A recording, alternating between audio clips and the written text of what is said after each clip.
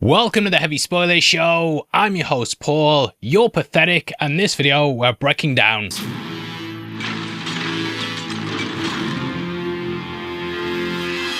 We are back, and one of the best shows in the universe has returned. After Bull's devastating fight with Conquest in Season 3, Season 4 picks up right where we left off. Mark and the rest of the world deal with the destruction left in the wake of the villain, but if you've read the book, then you'll know there's not really any downtime. As always, these first 3 episodes are packed with Easter eggs and references from the comics, and I've actually reread the omnibuses to get back up to speed with where we are. We will be going through everything from the book to the screen, and if you want to read these books, just to kind of pick up where we're at, then we're already through about the halfway point of the second omnibus. If you've already read it though and just want a little refresher, then Season 3 ended at issue 65. There we had Mark telling Oliver that he won't hesitate to kill anyone who threatens the planet after his fight with Conquest. The first episode of Season 4 starts off with issue 68, followed by issues 69, 8 and 70. These first few episodes are all about consequences though, and showcase how everyone's still struggling to find a way forward from all the tragedy. However, as usual, the show adds in lots of its own elements that expand on these themes, and there's actually a lot of brand new material. So lots to talk about, and we're going to be going through the show every single week until it wraps up in April. So if you want to come with us, then make sure that you hit that subscribe button. You have work to do yet. Now we begin the episode with a bloody Mark floating alone in space. To If I Get High by Nothing But Thieves, we see he's surrounded in the wake of destruction. There's a mass of severed body parts and also an alien ship. It plays into the themes of isolation and death that the character is going through, and though we don't have any context yet, it's clear this victory is somewhat sorrowful. We can also see that Mark now has a robotic cast on both his arm and left leg. We of course saw that in Season 3 at Rex's funeral, but it highlights that he's still recovering from his injuries and that not much time has passed since we last saw him. Mark then regains consciousness and flies back down to Earth, and we get a shot of Cecil coming out of pool like Captain Willard at the end of Apocalypse Now. If you didn't catch our breakdown of Apocalypse Now, then what the hell's wrong with you? But there we discussed how the scene was a way to symbolise him washing away his sins from war. Here we see a similar metaphor as Cecil's washing away the sins of the last season. There he was an adversary to Mark, resulting in the GDA being embarrassed across the board. Not only were they unprepared for the Invincible War, but they also got completely blindsided by Conquest. Now while Cecil still has some secrets up his sleeve, he's accepted that he can't control Invincible and that working with Mark is his best chance at protecting the Earth. We then see Mark back on Earth where he easily takes down the electric villain Kursk. We also see as the other heroes around the world tackle the wave of supervillains across the planet. Adam Eve stops a bank robbery, and we get 2 new heroes for the show in Big Mildew and Business Baby. They have been in the series before, so yeah, when I say new for the show, I mean like they were made for the show, they weren't in the comics. We did see them in Season 3 Episode 2 though, where they were captured along with the other heroes by Doc Seismic. However, we didn't know their name back then, but I'm filling it in now. And yeah, I'm glad we know their names as well, because they're quite hilarious looking characters. Retroactive Easter egg here as well, but you can actually spot Business Baby at the Guardians of the Globe funeral back in Season 1. Here we see them stopping Slaying Mantis though, and I hope we get more of them in this season. Now this entire opening isn't in the comics at all, but I thought it was the perfect way to kickstart these episodes. We also see Oliver's gotten pretty good at the whole superhero thing as he slotted in really well with Debbie and also takes down the villain Rampage. Rampage makes his first appearance in the show, and in the comics he debuted in issue 35. This fight itself didn't happen until much later though, and it's a reference to their fight in issue 56. He's destroying a bridge, which did feel like a reference to the Fantastic Four and also the Amazing Spider-Man. Also, I love how Oliver takes a sip of someone's coffee after saving them before handing it back like nothing's even happened. It's a funny moment, but it also shows how Oliver is following in his brother's footsteps instead of Omni-Man. It shows he's learned that being a hero doesn't just mean stopping supervillains, but also being a relatable hero to the innocent. Last season, he really struggled to understand why human lives were valuable, especially as they never hit the thumbs up. But this highlights that he's starting to understand and finally become more like his brother. You might also notice that not only is Oliver older, but his skin's no longer purple. This is due to his Viltromite genes taking over his Flaxan genetics as he grows, slowing his aging and making him look more like a typical Viltromite. We then see the full extent of the devastation left behind from Season 3. There's a memorial for a kid lost in the Invincible War, construction workers rebuilding the city, and some of the other superheroes holding a funeral for their fallen teammate. We also see the hero Burley, who's based on Haley Joel Osment, scattering shrapnel's ashes into a river. Don't know why he's based on him, he just is. But yeah, this is referencing her death during the Invincible War, where we last saw Burly holding her body in his arms. Now these are all the heroes that we saw fighting in that fight, with a mix of characters from the comics and new heroes for the show. Some of our returning characters from the comics though are Best Tiger, Kid Thor, Cast Iron and El Chupacabra, who is the one leading the service. We also have some of our new heroes added to the show like Bug-Eye and Pangaea. There's also this dude here with the dome over his head who is new for the series as well, but I couldn't find the guy's name, so let me know below if you know. As most of the heroes moan, the Guardians of the Globe arrive in the city to fight off a Godzilla kaiju. Brit is here as well, with him being absent from some of the previous major arcs. However, I am so glad whatever was holding up that has meant that he can be included here, as it was so good seeing the character. I think it was something to do with the rights, but it looks like they've worked that out as, yeah, he's in the show fully for good now.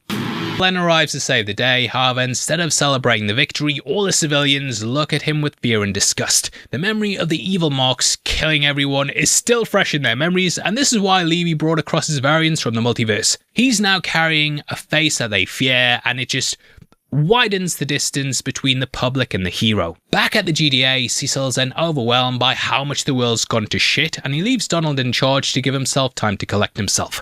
He's haunted by what's happened, and this is also mirrored in Mark. Again, this entire opening sequence is something new for the show, but it's an amazing addition that forces Mark and us to really see the consequences of his failures. The Invincible comics, if you've read them, you'll know they're very, very, very fast-paced, and while we see Mark struggle in a similar way, we don't really get to spend a lot of time focusing on the aftermath of a lot of these major events. Now, one of the biggest differences between the comics and the show is how Kirkman gives us these slower moments to emphasize the emotional weight and trauma that Mark has from being a superhero. Even then though, Mark still doesn't get much time to process his emotions. Within seconds of getting to his dinner, he's then called to go and stop another supervillain. It's like when you do a big day of YouTubing and then fucking assholes, they drop another trailer. But it is a cross I'm willing to bear. We also see that Oliver's turned into a bratty teenager and he refuses to go and stop Furnace. Mark's more the responsible adult, whereas Oliver's just fed up. And he blames Mark that it all went to shit. Oof, which is not the time to say that. Luckily, Debbie comes in before Mark punches Oliver's lights out and tries to convince him to stay back. Also, I'm pretty sure that Oliver's playing Pokemon here, or at the very least, the Invincible universe version of it. Mark still decides to go alone though, and saying that she doesn't see the way that people look at him now. He has to show that is still a hero. Now this title card is all white and it starts to break away. It's clearly the colour of the Viltromite uniform, and it indicates the way that stuff's gonna go this season. I have a little theory time on what could be behind this wall, but I will save this for later down the line in case it spoils a major thing coming. We then see Cecil's meeting with the other heroes at the Guardians headquarters, where he tries to get them to rejoin the group. Despite none of them trusting the bullshit that Cecil's tried to sell, given the circumstances, they agree to come back. Brit is appointed to lead this time, but we can see that Rex is pretty salty about losing his position as a leader, especially since he's a dude named Brittany. But Cecil flat out rejects him, saying he needs to regain his trust. Also, I know that Robot is going by Rex now, but I probably will still call him Robot from time to time. So just fair warning, I will mess it up and switch it around throughout. This is another new scene added for the series though, and it just shows Rex is starting to develop a grudge against Cecil. There's a major arc involving the character coming very, very soon. That's one of my favourites from the comics and is kind of where we leave things at the end of episode 3. But we will talk about it, so stick around until the end. How long is this video? Fuck's sake. Meeting back up with Mark on patrol, he's then called down to help some civilians. Instead though, he's met by an ominous creepy voice. This thanks him for all the death and destruction from the Invincible War, and we see that something has come to stop Mark from trying to help clean it up. We are then introduced to our first new big player in the series. That is Dinosaurus, who's one of my favourite characters in the comics. Dinosaurus is an evil genius dinosaur who's hell-bent on saving the planet at the cost of all human life. This also brings us to the beginning of issue 68, which opens similarly. There, Mark's also randomly attacked by the eco-terrorists while cleaning up the streets from his battle with Conquest. Now, Dinosaurus is voiced by Matthew Rhys from The Americans, which I wouldn't have imagined as the character myself, but he absolutely crushes it. Well done. As Dinosaurus attacks, we also see that not only is he strong enough to hold his own against Invincible, but that he can also legitimately hurt him. This makes him one of the few villains that we've seen strong enough to make a Viltromite bleed. Mark then continues getting his ass beat until Dinosaurus bites his robotic cast off, and Mark realizes that he's pretty much healed now. Ripping off the other casts, Invincible starts putting up more of a fight, but Dinosaurus is still able to overpower him. That's when Mark hits him with a supersonic punch that sends him flying. However, Mark isn't finished yet, and he starts flying at him full speed to Mortal Kombat finish him. A guy then appears out of nowhere and stops him in his track, but he grabs him by the neck and interrogates him about Dinosaurus. We then learn that Dinosaurus is actually the evil alter ego of this random dude. He's called David Anders, which, yeah, David Banners, and it's clearly a play on the Incredible Hulk. Like the Hulk before, like, the Avengers film, where he was like, I'm always angry, or what? Well, the line was there. I've heard it a million times, but I still fucked it up. But yeah, he's unable to control his transformation. However, despite David's pleading with Mark that he can't control his dinosaur persona, Mark tightens his grip around his neck.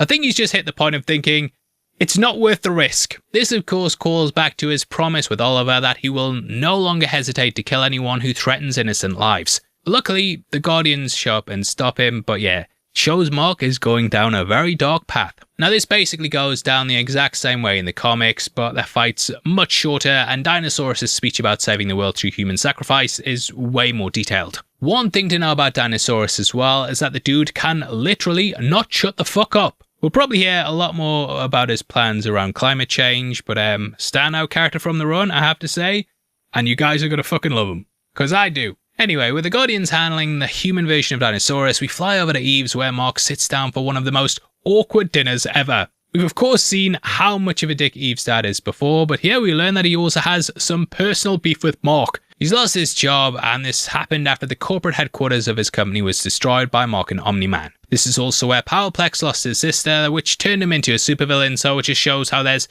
the constant consequences for his actions. Even the stuff he tried to help should have just enslaved the planet, mate. However, Eve's dad still invites Mark out for some man talk over some cigars. He tells Mark that while he's an ass, Eve is still his little girl, and he was almost killed twice trying to save Mark from Conquest. Which he says in a much less nicer way, but honestly, does have a point. But yeah, this is him twisting the knife of guilt further into Mark's chest and leaving him to question if he'll ever truly be able to keep Eve safe. Now, if you think Eve's dad suck, trust me, he is way worse in the book. There we get this scene in the comic, but it plays out a little differently. There we have Eve's dad basically telling Mark he appreciates him for still wanting to be with Eve despite her no longer being a virgin. You what? He also never mentions losing his job over Invincible's fight with Omni-Man, which I think adds a nice layer to make Eve's dad a little less awful in the show. At least yeah, he is somewhat redeeming and shows he actually cares for Eve in his own way. This change for the show further emphasizes though how Mark cannot escape the consequences of his failures,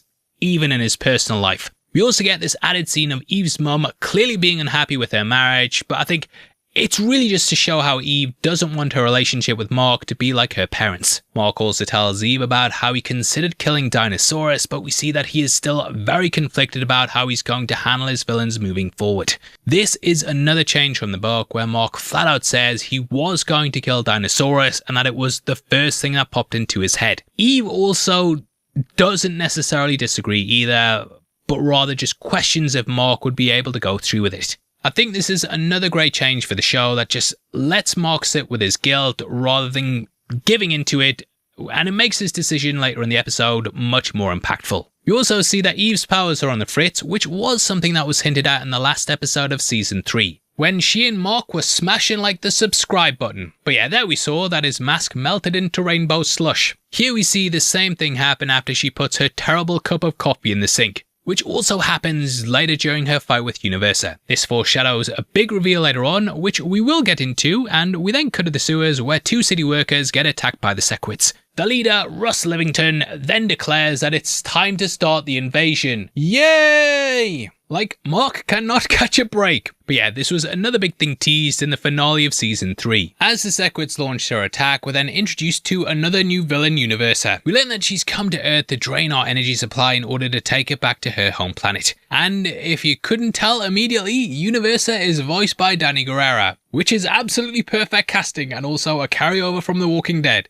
This also brings us to the start of issue 69, opening with a similar shot of Universa coming to Earth and immediately heading for a power plant. We then meet up with Debbie, the true MVP of the series, and see that she's still messing around with Paul. He's technically a character from the comics, but he's only in about 3 issues and has been given a way bigger storyline in the show. I mentioned this last season, but I do not trust this guy at all. He's always super suspicious, which we see here when he tries to immediately dip out after spending the night with Debbie to avoid Mark and Oliver. We also get a scene later on where he suddenly gets over this and wants to move in with Debbie. I can imagine sleeping with the mum of someone who could crush your head like a grape would be a bit intimidating, but I don't know. Something is off with Paul, and I don't mean me. There's nothing bad about him in the comics though, but the theory time brain doesn't turn off, mate. However, Mark and Oliver are super cool with it and urge him to stay, but Mark's then called off to deal with Universa. We then quickly cut to the city where the sequids launch their attack with millions of them bursting out the sewers. In case you need a refresher or are just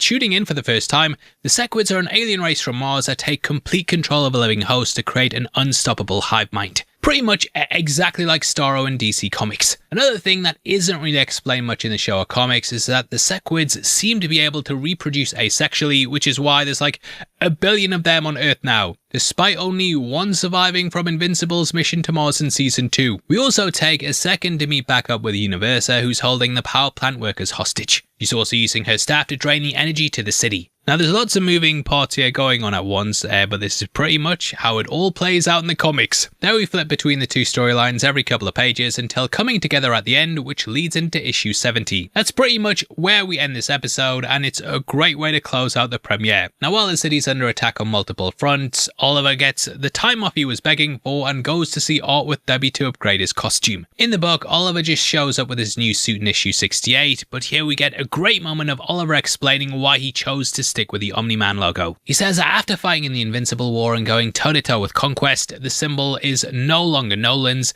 and he's repurposed it for something good again. I love this small addition because, again, it's highlighting how Oliver's becoming more like Mark. This is also when Oliver changes his name from Kid Omni-Man to Young Omni-Man in the comics. And yeah, just like that, they filled this in. We also get a flashback of Omni-Man's fitting and how he initially fucking hated wearing this, and I can understand why. It is a nightmare. He was clearly full on Viltromite though, but over the years got ground down by humanity. We can also hear the mention of Darkwing hating his costume and how he wouldn't come out of his cave for a week. Darkwing is of course based on Batman, and I love that they had the little mention of his cave here. Back with Mark and Eve, they then arrive at the power plant and face off against Universa.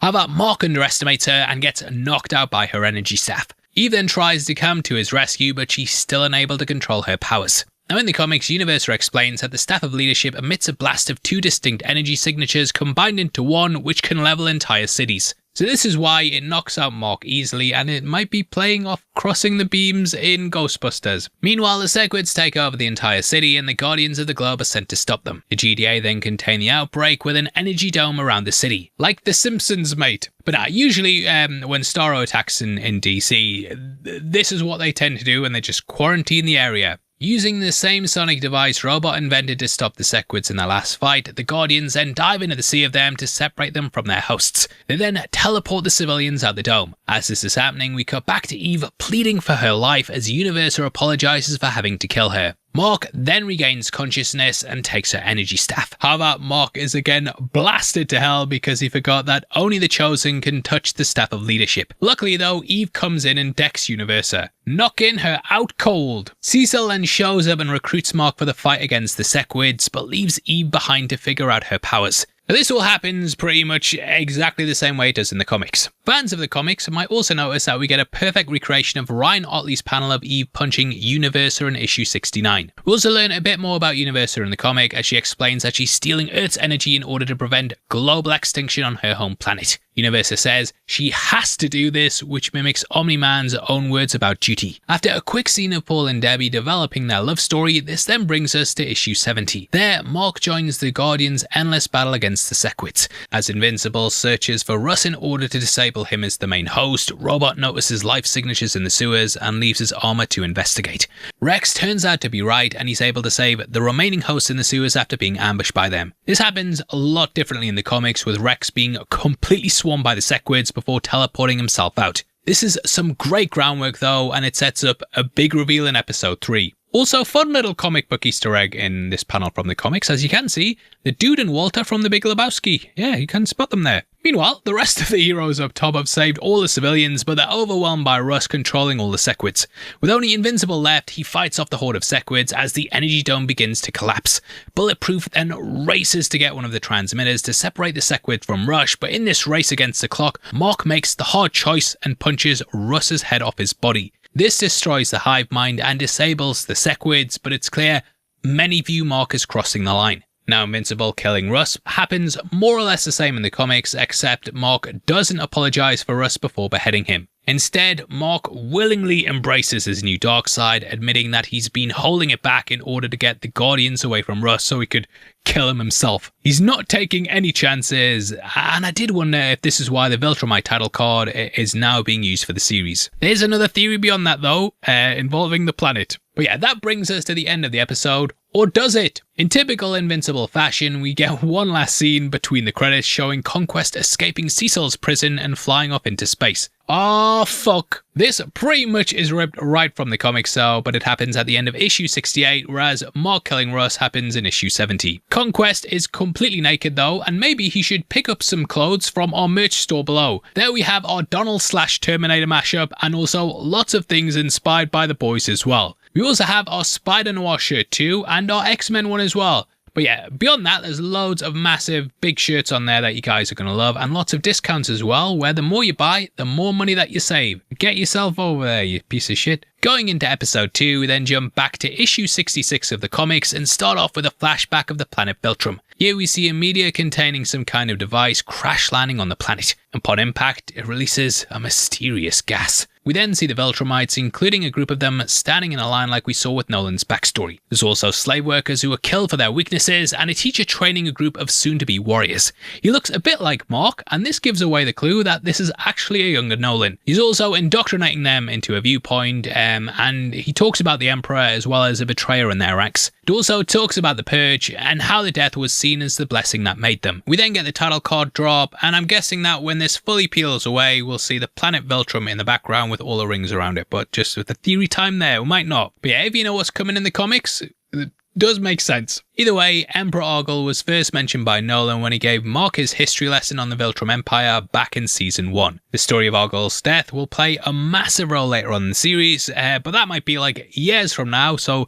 just keep this in mind for the next 3 years when we reference it again. This whole scene just gives us a glimpse of how brutal life is for the species though, as we see a little girl almost getting her head squashed like a grape. And that's for just not knowing the answer to one of Nolan's questions. As Nolan dismisses the class, 2 older Viltrumites fly in and then start beating the shit out of him. Turns out these are his parents, and yeah, his dad does look pretty similar. As we learn, these have come to test him on his first day of adulthood, which is similar to how Nolan attacked Mark in season 1. Something I also want to point out is how Kirkman makes a clear parallel here between Nolan and Mark, not only with them looking almost identical, but we almost get an exact recreation of the moment where Nolan was beating Mark to death. Here, it's Nolan's mother who does it, but it's his father who stops her. This shows that, while hidden deep underneath, Nolan has always had some kind of empathy, which seemingly came from his dad. It definitely didn't come from his mother. She calls them both cowards and says she never wants to see them again. This was an insane reveal though, and it was all completely new for the show, and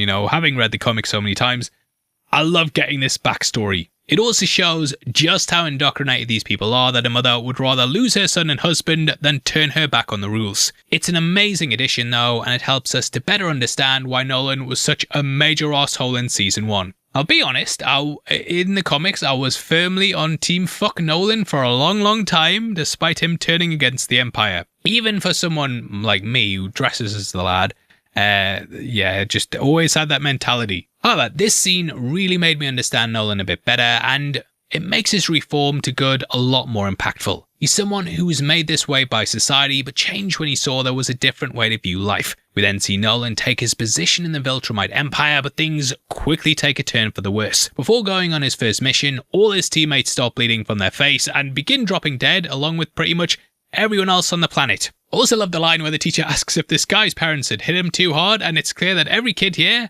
had to fight against their parents. We then get the return of General Craig, who we of course met last season. He reveals that the mysterious meteor from the beginning was actually carrying a virus that targets Viltromite DNA. I love reading this originally, and the Scourge virus is just a massive thing in the comics. The Viltrumites used to enslave people, and they'd rule over the universe with an iron fist. However, their numbers depleted by 50% after the tournament, and then this virus whittled them down even further. So in the end, there was barely any left, which is why they adopted the new approach of going to planets, seeming like peacekeepers, and then having kids that could fatten out their ranks. This is also when we first hear the voice of General Thrag, who's played by Lee Pace. He will more or less be the overarching villain of the entire series moving forward, and trust me, we'll talk about him a lot down the line as the series goes along. We then get a montage of the Viltromite population being dwindled down to basically nothing as the virus makes its way across the planet. The dead range in the billions upon billions, as Craig explains. However, we do see that the virus isn't always 100% fatal. Nolan survives after being infected, but it does leave the Viltrumites severely weakened for a short period. This is explained by Craig, who reports to Thrag that the only reason the virus is slowed down is that everyone on the planet has been infected. Those who are left were the only ones able to survive the outbreak, and I'm guessing that came from natural immunity. We also get a great shot referencing the comics with Conquest getting his arm ripped off by Ragnar after being infected. This is of course why he has the robotic arm that we saw him with in Season 3. We also get a shot of the infinite sea of Viltromite bodies being disposed of in space. This makes a ring around the planet, and it kind of gives you an idea of just how massive this body count is. It's not only a chilling shot to show how deadly the Scourge virus was, but it's also a reference to the comic where it explains the ring of dead Viltrumites around the planet was left there purposely as a tribute and a reminder of what they sacrificed. I remember reading it and thinking it was just a cool visual, but yeah, seeing this origin story playing out was fucking amazing. However, despite the inevitable extinction of their species, Thrag gives the remaining Viltrumites new orders.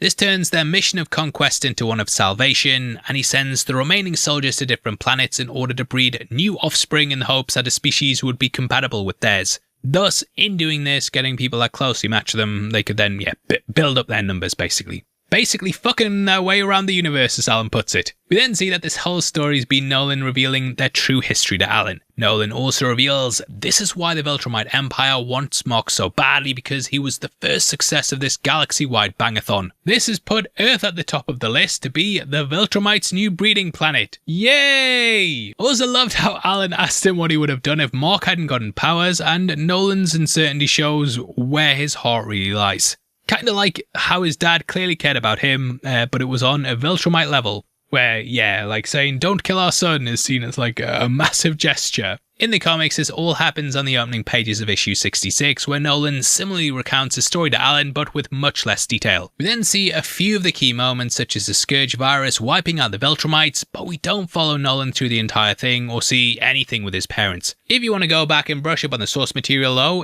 the rest of this episode pretty much adapts the rest of issue 66 along with issue 67.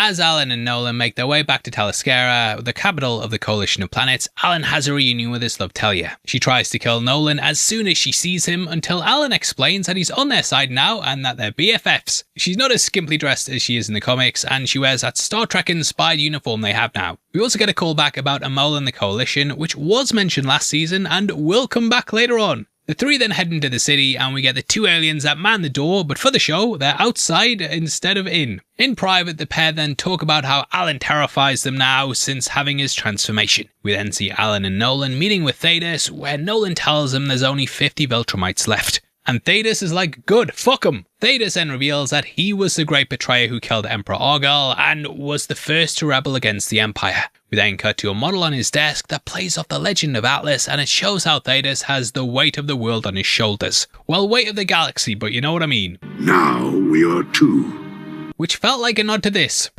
You're just one man. Now we're two.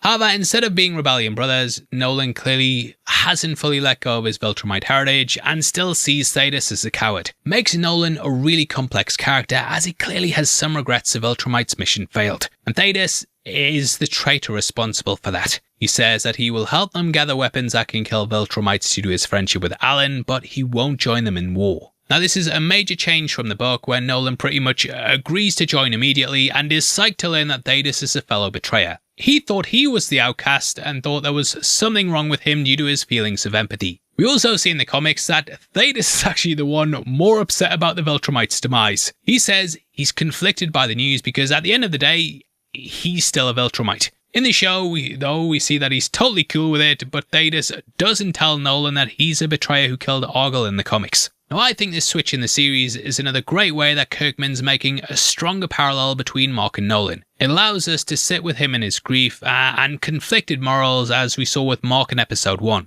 Thetis being the betrayer also isn't officially revealed until issue 74 by Thrag, but having Nolan learn of Thetis' true origins so early on immediately tests his newfound humanity and causes him to question his turn against the Viltrumites. However, despite Nolan not being fully willing to play ball just yet, he shares his novels about the weapons with Thetis. He, Alan and Talia then set out on an adventure to find them. Small detail here as well, but when Thetis is going through holograms of the various weapons, we can see a space shark. We have never seen them in the comics, but this is a reference to Nolan mentioning them during issue 67. So it's cool to see what this thing actually looks like, and I hope we get to see more of them because it looks great. There's also, of course, a Ragnar and Space Racer, and before getting to Alan and Nolan's space heroics, I also want to quickly point out the Venture space crew.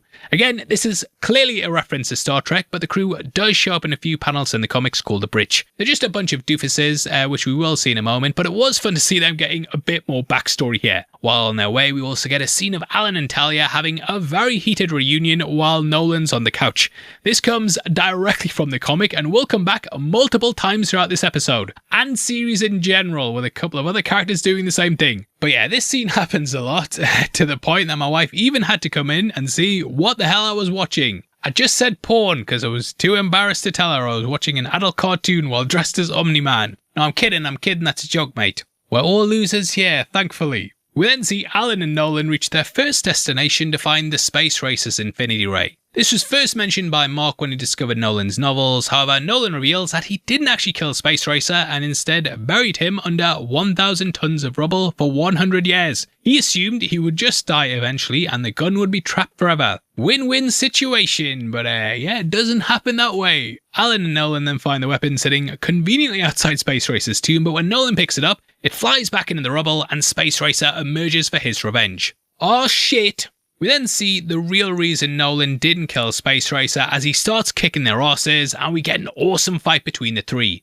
Reminds me a lot of Boba or Jango Fett, and it was so cool seeing him dash about on his jetpack. Also love how they show the Infinity Ray just blasting through everything in its path. It travels all the way through the nearby asteroids and continues off into space. This was something I always loved from the comics, and it will just travel endlessly and break through everything. Kinda like a lightsaber. But yeah, it's very effective against Viltrumites.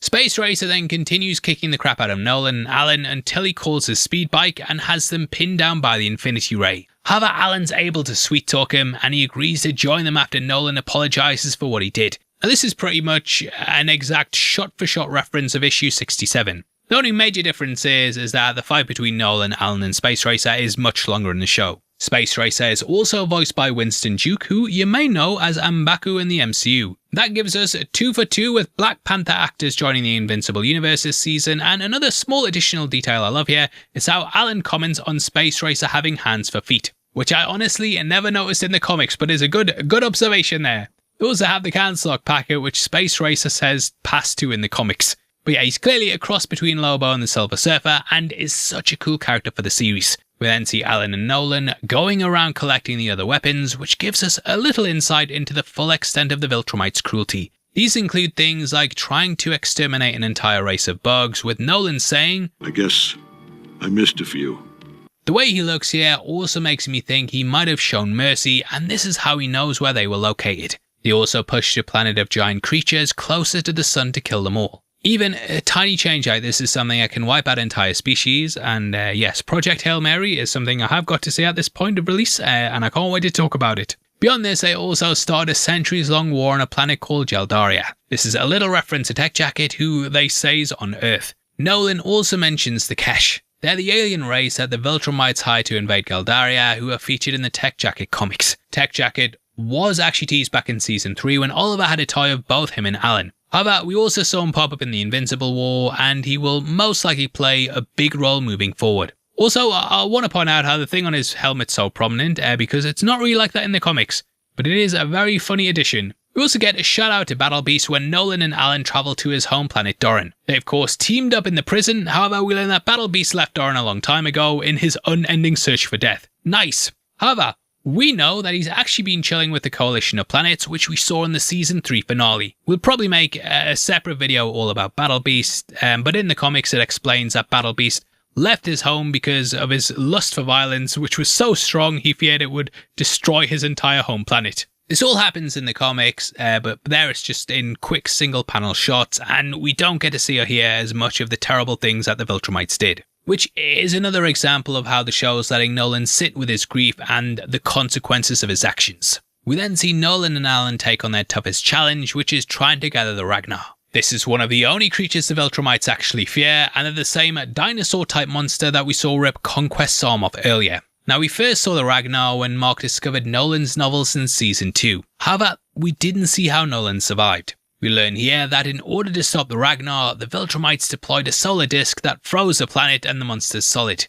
However, it also destroyed 2 other planets in the solar system that had a young but thriving population, which isn't mentioned in the comics. This is a great line though, I think, and it emphasizes just how cruel the Viltrumites are. The Ragnar wouldn't have ever posed a threat to them if they'd not been trying to colonize their planet, and they could have just easily left them alone because they'd probably never go into space. But yeah, because of their need to take over everything and force everything to be their way, they've destroyed 3 planets purely for nothing. Needing to move the solar disk in order to find the frozen monsters, the crew of the Venture totally shit the bed and then destroy the disk. This causes all the Ragnar to thaw out, and it strands Nolan and Alan right in the middle of them. We then get another massive fight with Nolan and Alan against the Ragnar, who are absolute units. Totally overwhelmed by the monsters, Nolan then tells Alan to leave him behind, but Alan refuses and comes back to save him. However, they're still up Shit's Creek, but luckily, Talia takes over command of the Venture and they're able to escape. This again is pretty much the same from the comics, except for like the addition of Talia, who isn't really there in the source material. And I think with Alan and Nolan, Alan's just like, right, I'm off, and Nolan just shoves the Ragnar off and then catches up with him. I really love this change though, and how the show's been developing Nolan and Alan's bromance. In the comics, they're kind of just immediately best mates, but these small additions just highlight their newfound friendship. Alan is of course a really great character, and it shows how he's sort of a major influence on Nolan's reform. Talia also calls mutiny on the ship, and they have themselves a vessel, with this again being all new for the series. We then get another scene of Nolan struggling with his guilt, and he admits that yeah, the Viltrumites have been very cruel, but they're still his people. He firmly believed in their mission to bring order to the galaxy and felt that the Viltrumites had already paid for their crimes after the Scourge virus. However, Alan again helps Nolan see the light, saying the virus was their chance to rebuild a better society. Instead, they just chose to conquer others. He then helps Nolan see that despite his feelings, he knows it's the right thing and gives him a big old bro hug. Oh. We also get a recreation of the cover for issue 67 with Alan holding back one of the Ragnar on Thetis' hologram. However, Nolan's conflicted feelings are quickly put to the test again when he meets with Thetis. While Nolan is more open to joining them before, the conversation takes a drastic turn when Thetis reveals he was the one who developed the virus. He also divulges he's creating a new strain to end the war before it starts. The realization instantly reverts Nolan back to his Viltromite programming, and he then attacks Thetis. But Nolan ultimately lets him go. He makes Thetis swear that the virus will only be used as a last resort, and he then leaves to go to Earth to recruit Mark. Now, this reveal of the Scourge virus does happen similarly at the end of 67, but we don't get to see Nolan's reaction or him then attacking Thetis. This is another great example of Kirkman expanding on certain moments from the comics to emphasize the emotional weight of these characters. Before heading into episode 3, we also get a small ending tease of Conquest returning to General Thragg to accept his punishment after failing his mission to kill Invincible. Instead, Thragg decides that his death would be a reward and that Conquest will continue his service. We then get our first look at the big bad Thragg. In the comics, this scene happens the same way in Invincible returns, but Conquest instead begs for Thragg to spare him. In the show though, we know that Conquest craves death above all else, and this comes from his admission to Mark during their fight. About how sad and lonely he is and he has no friends. Lonely, I miss the lonely. But yeah, it makes this scene much more intense and establishes Freddie Mercury as the new boss in the show. Now, we begin episode 3 meeting back up with the crime boss Titan. To Coming Home Baby by Viltrom, we see him entering a club. We last saw him in Season 3 Episode 5 when Invincible helped him defeat Mr. Lu and he made a deal with Machine Head to be left alone by the Order. Unfortunately, we see that he still hasn't fully gotten off the ground. Machine Head tells Titan that Lu survived his shot to the head and that he needs help to maintain his control of the Order. But Titan turns him down, willing to take his chances with Lu, and we then cut over to the GDA where Donald and Cecil are reviewing Mark's killing of Russ. Here, we see that Cecil is growing more and more concerned with the path that Mark's going down. He's killed Russ, and what he's doing possesses dangerous warning signs that Mark's starting to break. Meanwhile, we also catch up with DA Sinclair, who's working on a new batch of Reanimen. This is from the bodies of the dead Invincible left from the Invincible War, which I'm sure will turn out great. We then see the Guardians arguing over Invincible's decision to kill Russ, and Rex again gets a bit of an attitude with Britt. He confronts him about disobeying his orders and reminds Rex that he's no longer the team leader. Oof. As Rex goes to recover from Britt's epic burn with a nice shower, we then see that Britt was right to be pissed as Rex pukes up another sequid. This hitched a ride outside the dome in Rex's stomach, similar to how it got to Earth inside Russ. However, Monster Girl shows up out of nowhere and squashes the little alien freak. And I have questions, because was she just watching him in the shower? But yeah, moving on, this really shakes Rex up, and he realizes that these supervillains continue coming back despite everything they do to stop them. This takes him closer to seeing Mark's more brutal perspective, and it foreshadows Rex's drastic decision at the end. Now, these opening scenes dealing with the aftermath of the Sequid attack all happened at the end of issue 70, minus the ones with Titan and Sinclair. However, Rex picking up the Sequid happens a bit differently, as he never gets into an argument with Britt and stomps the Sequid himself. He never has this moment of reflection with Monster Girl either, and it just leaves us with the possibility that the Sequids could still be out there. Again, this is all foreshadowing a major moment for Rex later on in the series, but I love how Kirkman's adding in these little moments of Rex building up this resentment and questioning how the Guardians deal with saving the world. Also, before we move on, if you want to check this out in the comics, Episode 3 gives us a bit of a mix between the ending of issue 70, Invincible returns, and issue 71. After seeing everyone else's reaction to Mark's brutal murder, we finally catch back up with our hero, who is not doing too well, like at all. We see that he's having a full-on panic attack. Turns out Cecil was right to be concerned about him, and that he is indeed cracking from all the terrible things that have happened. Meanwhile, Eve is dealing with her own trauma as she tries to get a hold on her powers, but everything continues turning into rainbow slush. As Mark tries to get a hold of himself and call Eve, Donald then shows up on behalf of Cecil to talk about what happened. Love Donald, love the guy, but dude really needs to work on his timing. We also get a quick scene of Debbie and Paul again, but this time it's just more of their love stuff with them moving in together. Don't do it, Debbie! We are still on Paul watch here. There's only one good Paul around these parts. Going back to Titan, we then see him and his family enjoying a day at the park when they're attacked by one of Mr. Lu's assassins. That is Ragnar Attack, which is a deep cut from the comics as he appeared as part of Machine Head's assassins in issue 19. And he was in like 2 issues of Guarding of the Globe, but yeah, other than that, not used in it much. Using his armor projectiles, Ragnar Attack kills all of Titan's bodyguards and almost gets his family. But Titan steps up to save the day. Now, I feel like Ragnar Attack is clearly, Magneto, magnets, he does stuff like that, but I also feel like he's based a bit on Gambit, and also a Mortal Kombat character or some shit. But yeah, we talked about this last season, and yeah, all this stuff with Titan and the Order, that's all brand new for the show. Getting Mahershala Ali in, though, it was clear from the off they were setting them up to be a much bigger threat than they were in the comics, where it wasn't really at all. But why else get him in if you're not going to use the guy? Why would you hire him for a comic book role and not use him? Is there anyone out there who could answer that? But yeah, the Order plays a bigger role in the Guarding of the Globe series, which we touched on a bit in our Season 4 predictions video. It doesn't really involve anything that we see here with Machine Head and Titan, and maybe, we'll do a whole video just on the Order itself, because I actually think they're some of the most interesting additions to the show. But let me know if you guys would actually like to see that, if you care. If 100,000 people say they care, I will do it.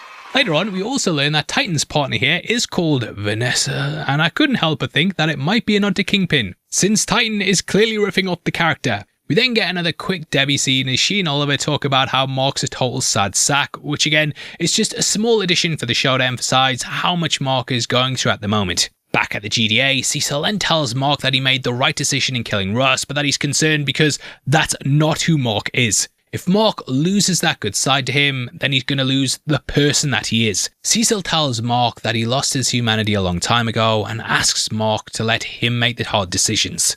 Meanwhile, we see Sinclair's still working away on the Invincible Reanimen, but he's told to fuck off by Donald so Mark doesn't accidentally walk in on their new project. I think it shows that Cecil is a guy who's purely about doing what he has at his hands, but he's got plan Bs all the way to Zs. For now though, Invincible is useful, but there's always the chance something might fail and he'll need something or someone else. However, Sinclair instead decides to interrupt Cecil and Invincible's meeting to apologise to Mark directly for what he did to his friends. Despite Sinclair's genuine apology, Mark doesn't want to hear any of that bullshit. In his mind right now, this is the kind of person he should have killed, and leaving him alive will obviously lead to worse things down the line. Rex is getting this mentality too, and that's why he wiped out the sequids. Beyond that, Mark's even more upset as Cecil's working with Sinclair and Darkwing, who's what started their beef in the first place. Mark's anger towards Sinclair only further proves Cecil's point, but Mark cuts the conversation short and dashes out the room. Now this scene comes directly from the opening of Invincible Returns, but it's very different to the show. In the comic, Cecil's sentiment is more or less the same, but it's a lot more confrontational with Mark, and he's purely doing all of this to manipulate him into rejoining the team. Cecil also never tells Mark that he made the right decision in killing Russ, but rather the exact opposite. He says Mark's shifting sense of morals makes him dangerous and more likely to turn out like Nolan. Another difference is that Cecil purposely brings Mark to meet with Sinclair as a way to persuade him that what the GDA is doing is good and get him back on his side, which actually works, and Mark acknowledges Sinclair's reform. Like, he even congratulates him on his success with the Reanimen and agrees to go on a mission for Cecil. I love how the show changes the dynamics of the scene though to show Cecil having genuine concern for Mark. Mark also doesn't accept any of the bullshit that he's trying to sell. Though we see that Cecil is still hiding secrets with Conquest still being alive, I think the show does a great job at humanizing Cecil by giving him these moments of reflection. As opposed to like the comics where he's just constantly pulling shit behind the scenes and playing the long game. After his tense meeting with Cecil, Mark then finally catches up with Eve, who's still going through her own crisis of not being able to use her powers. Mark then joins in on the bad news, telling Eve about him murdering Russ, and the two comfort each other in their shared grief. However, the tender moment is cut short when we get a call from Invincible Inc. Oliver, though, he decides to give them their time and take on the mission himself. Now, this conversation between Mark and Eve is a lot shorter in the comics, and it happens at the end of issue 70. Doesn't include Eve's breakdown about her powers, so this is a great example of how the show's been giving Eve a lot more equal footing in her relationship with Mark and how she's been stressed out by everything that's going on. Because yeah, in the comics, most of the problems in the relationship are just centered around Mark. We then see that the call for Invincible came from Titan, who once again is looking for help to deal with Mr. Lou. However, he instead gets Oliver, which he's not too psyched about until Oliver flexes his powers a bit and he then decides he'll let him do it. We then get another new scene for the show with Eve meeting with Rex to try and figure out what's going on with her powers, and they get an alert that the Flaxans have returned to take over Earth. In case you forgot, they're extra-dimensional aliens who we first saw in Season 1. There they came to invade Earth, but were stopped by Omni-Man, and then since then, we've had them coming back every single season. But yeah, in case you forgot, Robot brings us back up to speed and reminds us that in their dimension, time moves faster. But yeah, because of that, they've had much longer to prepare since we last saw them, and they're now using a sonic device to stabilize their aging in our dimension. So yeah, the guys have got to go find and destroy this, the same old stuff, but it does come with a twist. For the meantime, Invincible comes to join the party, which Robot isn't psyched about, but they need all the help they can get. This also brings us to the beginning of issue 71 in the comics, where their invasion is already well underway. As the heroes arrive on the scene, we then get an awesome moment of Brit being a total badass and doing a Captain America dive out the Guardian's ship. Fuck yeah! Been waiting for Brit to come into the show, and I'm glad he's getting some moments to shine. However, despite Brit being a one-man army, we see the Flaxans have giant robots now. They're able to go toe-to-toe with Invincible, and this is clearly them adapting since they got their asses handed to them by Nolan. We saw this all the way back at the end of episode 2 in season 1, where Nolan pretty much vaporized the entire planet and killed everybody there, which is kind of sort of like what he touched upon with Alan. While the Flaxans wage their war on Earth, Oliver then faces off against Mr. Lou with Titan. I love the way Oliver carries Titan in the air as well, echoing how his brother did it earlier in the series. As for Lou, he's not only survived being shot in the head, but he's still able to turn into his dragon form. He attacks Oliver while Titan goes after Lou's bodyguard in his body, and this whole thing is completely new for the show. Now saying that, it does seem to be based on Invincible's fight with Lou from Invincible Returns. The show already adapted that for Invincible's fight with the dragon last season though, so yeah, we're basically getting a recreation of that, but with Oliver instead. Now you might be like, oh, dude, got no ideas, shut the fuck up. So you see, because not only does it give the show an excuse to bring Lou back for whatever mysterious plans they have for him with the Order, but it also creates a great parallel between Oliver and Mark to show how Oliver's following in his brother's footsteps. In the comics, Oliver does get called to a mission in issue 70, but it's to fight the Lizard League instead of Lou. But I do actually prefer it here. With Oliver being way in over his head, he then tries to call Eve to have Mark come and save him, but we cut to Mark also getting his ass beat as the heroes become overwhelmed by the Flaxan forces. Unable to find the Flaxan transmitter, Robot figures out they must be hiding it back in that dimension, and he makes the bold move of charging straight into the portal. This is along with Monster Girl, and they're off to one of my favourite arcs in the entire book story. If you know, you know. Sure enough, they then find the transmitter as soon as they enter the Flaxan dimension and fight their way through the army to destroy it. All the Flaxans on Earth then immediately grow old and die, and all of their machines rust and crumble, which I thought was super funny and also quite a clever way to play into the whole time dilation thing. Now while Monster Girl saves the Flaxan prisoners, Robot sees the full scale of the Flaxan armada and decides they need to stay in order to stop the Flaxans once and for all. However, as the rest of the Guardians make their way to the portal, a surviving Flaxan crawls halfway through and shoots it down, which traps Robot and Monster Girl in the alien dimension. This happens a bit differently in the comic, with Robot intentionally going into the portal as it's closing. Robot also has a sick mech suit in the comic, which I wish we got to see here. Alas though, we don't, and with all the Flaxans dealt with, Mark arrives to save Oliver from Lou. The Super Brothers then face the dragon together, and I also love how both Mark and Oliver have blood coming out their nose, which gives us a visual parallel between the two. We then get another awesome fight sequence with the two brothers, beating up the dragon throughout the city, paired with Crazy by Dochi to get you hyped. Unable to take on both Oliver and Invincible, Lou's bodyguard then grabs his body and they hightail it out of there. However, Invincible sees Titan and starts brutally beating him to death for putting Oliver's life at risk, to the point where even Oliver has to beg him to stop. It's obviously echoing his dad's attack that we saw in episode 8, with him constantly wailing on a downed opponent. It's also a stark contrast to Oliver urging Mark to kill supervillains last season, and another example of how much he's grown into his humanity. This also further shows how Mark has gone in the opposite direction, not even thinking twice before attacking Titan, and making good on his promise to kill anyone who threatens his family. After a quick scene of Mark telling Eve he almost committed another murder, we get another scene of Machine Head in the Order. Both Mr. Lou and Titan rejoin the organisation, and it sets them up for some more evil schemes later on. Now we did talk about these weirdos when we saw them last season, but just a refresher in case you need it, here we have War Woman the Second, Insomniac, The Face, The Walking Dread playing off Kirkman's Walking Dead there, Red Eye and Slaying Mantis. Either way, this brings us to the end of the episode, but not without one final tease where we discover that Eve's pregnant. Whoa! And this of course explains why her powers have been messed up, and it's the closing page of issue 68.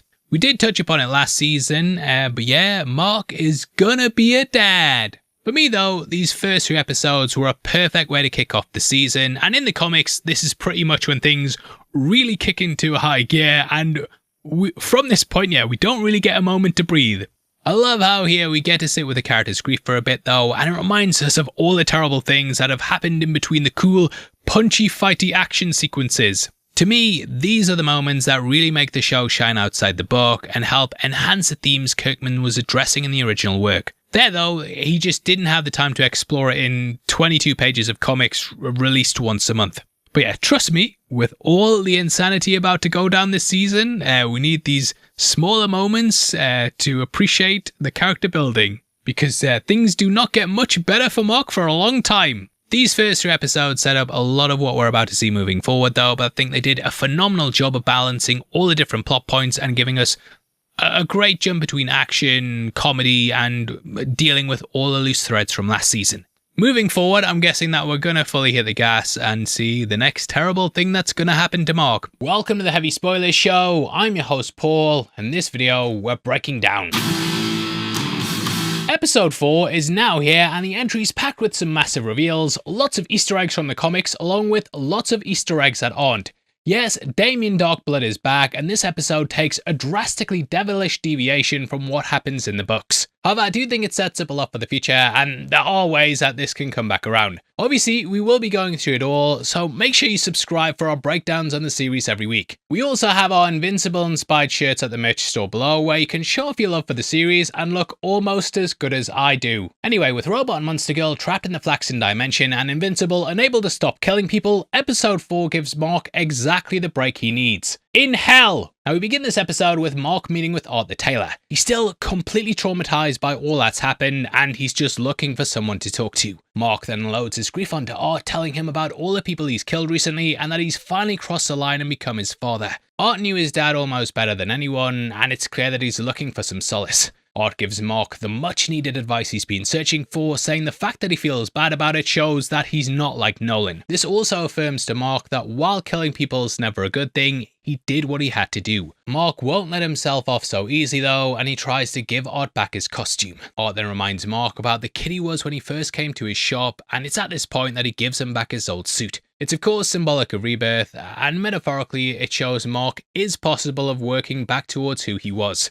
The fact he's gone down this path, acknowledged it, and turned back is really stellar work. Art then says that he can't undo the things Mark's done, but if he wants to be reminded of who he is, then he can at least look the part. However, Mark hesitates to take the suit and is interrupted by a call from Eve. We then cut down to hell to catch up with Damien Darkblood. Now this opening scene between Art and Mark is pretty much ripped straight from the comics with one minor difference. In the comic, Mark gives Art his suit back because he thinks it's cursed, not because he feels like he no longer deserves to wear it. This subtle change though shows that Mark is taking full responsibility for his actions, whereas in the comics, he just continues to place much of the blame on others. Mark also doesn't hesitate to take back his old suit in the book. Like the very next page is a splash page of Mark flying in the air wearing it. If you want to catch up on the scenes that are in the comics from this episode though, you'll mainly want to grab the single issue Invincible Returns, but you can also check out Invincible issue 8, 16 and The Astounding Wolfman 23 for some Damien Darkblood stuff. Speaking of Darkblood, we travel deep beneath the earth and find Damien along with a group of other demons.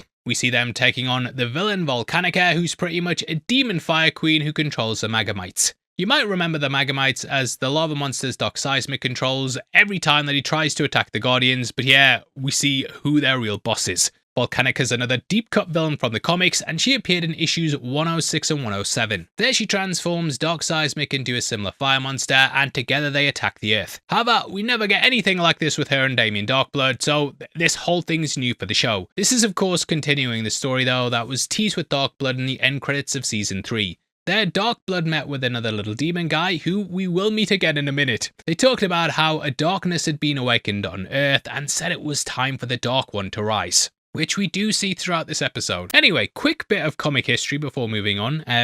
This new storyline for Damien Darkblood could actually be the lost story arcs from the original Invincible comics. As I'm sure many of you know, Darkblood was first introduced in Invincible 8 as the detective investigating the Guardian's murder. Kirkman's original plan was to hold off on the Omni-Man reveal until issue 25, however, while it seems crazy now, Invincible was actually not an instant success and was very nearly cancelled. In order to save the series, Image editor Jim Valentino convinced Kirkman to push Omni-Man's reveal up to issue 7. To be fair, this worked, and the book was spared an early cancellation. However, it resulted in Darkblood's storyline being completely cut, which is why he just randomly disappears in issue 16 and is never seen again. So all this additional stuff with Darkblood is most likely a version of what Kirkman originally had planned for the character and would have been the story arc between Mark getting his powers and Omni-Man being revealed as a villain. Originally, he was of course also seen as a Hellboy parallel, and I do wonder what direction they're going to go with him, and if it will be in line with those comics and movies.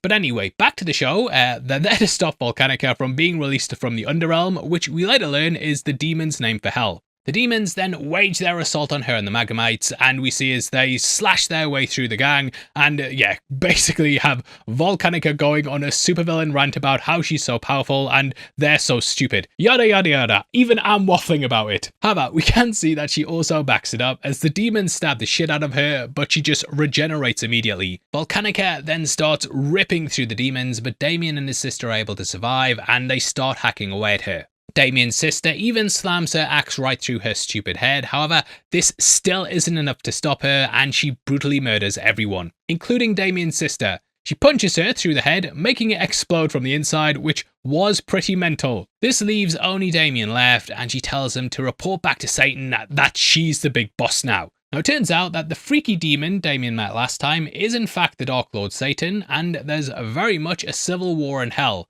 Volcanica is after the infernal throne, and upon seizing this, she'll be the ruler of hell.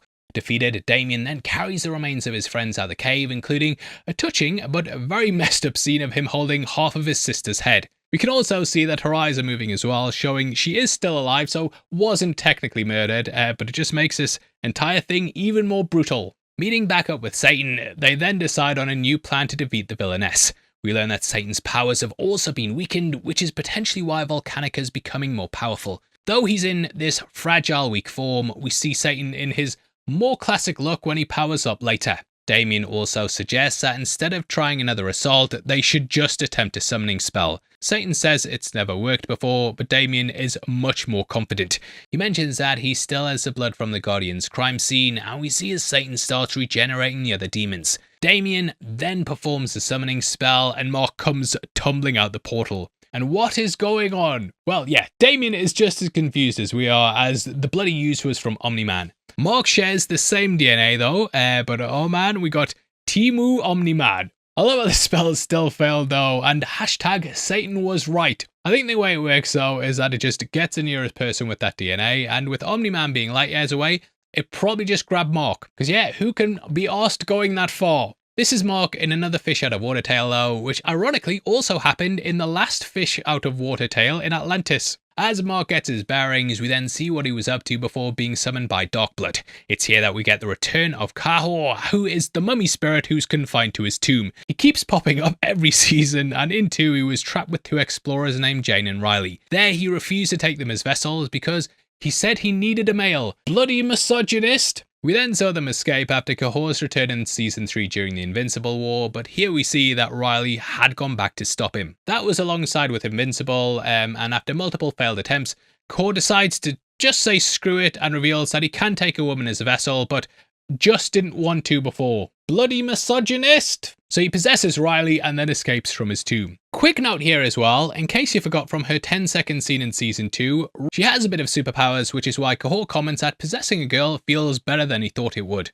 And because he's a bloody misogynist. Kahor is completely new for the comics as well, and this is another arc that might have been a scrapped idea originally. But yeah, we then meet back up with Mark in Hell, where Damien introduces him to the devil and Mark immediately goes to kill him, which he thinks is why Damien called him there in the first place. Darkblood stops him though, saying that the devil isn't such a bad guy and that hell is a lot more different than he thinks. The devil is also totally into it and says Mark's little outburst was good foreplay. Darkblood then tries to recruit Mark in their war against Volcanica, saying that she's taken over the infernal throne and wants to lead the creators of hell to take over the earth. But Mark is like, dude, I have so much shit going on, I really cannot be working with the literal devil right now. I've got enough bad PR as it is. We then get the lowdown on the demon law of the Invincible universe, and Darkblood explains the 6 different ages of Earth.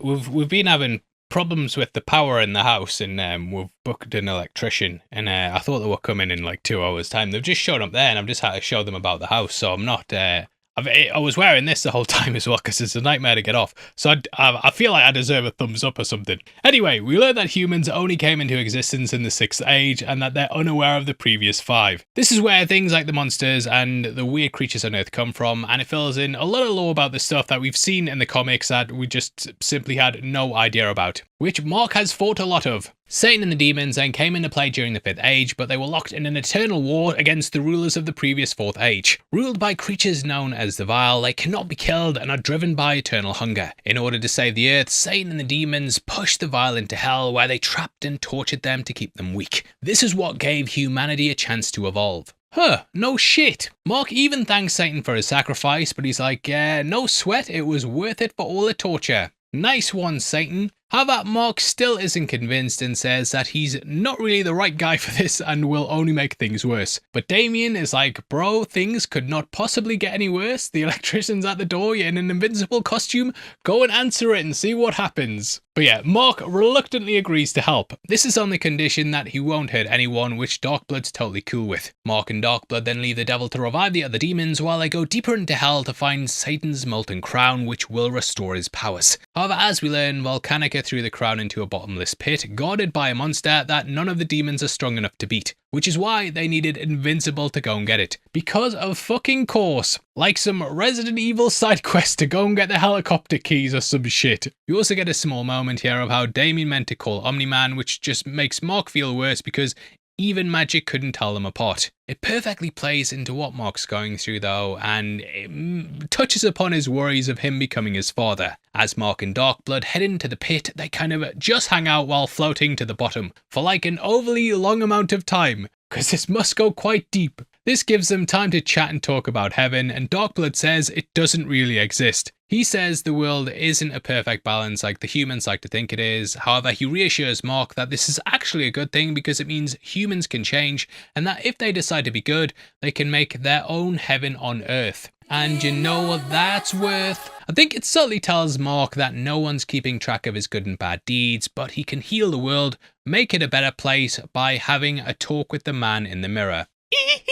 Darkblood also gives Mark an extra confidence boost, pointing out that he worked with Nolan many times and that he never asked him questions. He just liked to punch shit. This shows how Mark actually cares about people, even when falling down a bottomless hell pit with a demon. We also get a hilarious scene poking fun at nano helmets in superhero movies, with Darkblood's helmet coming on and off every time he talks, which Mark comments on how stupid that is.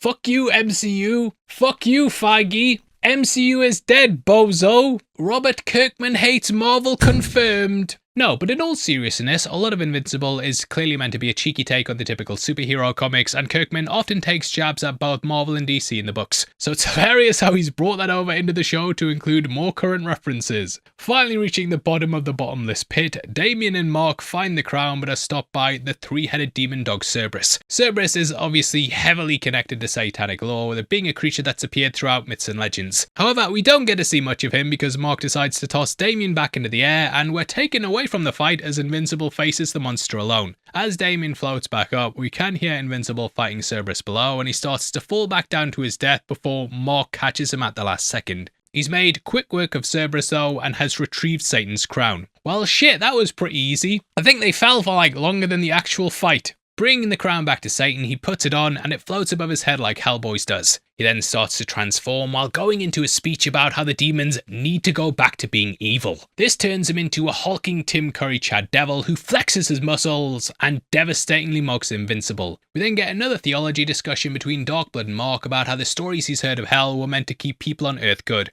However, Darkblood argues that this means that humans are good without it. He points out that Invincible already knows this, which is why he's a superhero. Because why save people if they aren't worth saving? Damn dude, that's deep. Darkblood then goes on to explain that the path of being good's difficult, and sometimes they have to choose a lesser of two evils. This echoes Art's words to Mark at the beginning of the episode, but Invincible refuses to believe there isn't another way. Darkblood tells him that he has yet to find it and begs Mark to stay and help him fight Volcanica. I love these little scenes with Damien and Mark though, discussing morals, and it helps Mark through his trauma. He literally has to go through hell and back to change, and it's such a good way to take the character. We then see as it's time for battle. All the other demons of Clan Darkblood are now revived except Damien's sister, who's still super messed up, but she gives him her axe to lead the rest of them into battle. Damien also goes back and forth over whether he's even strong enough to lift it, and it did feel like not only a Thor situation, but also a Loki one as well. We then cut to Volcanica raising her army of Magamites when Invincible, Satan, Damien and the other demons enter the battlefield. Cue the fucking sick-ass rock music. Excellent!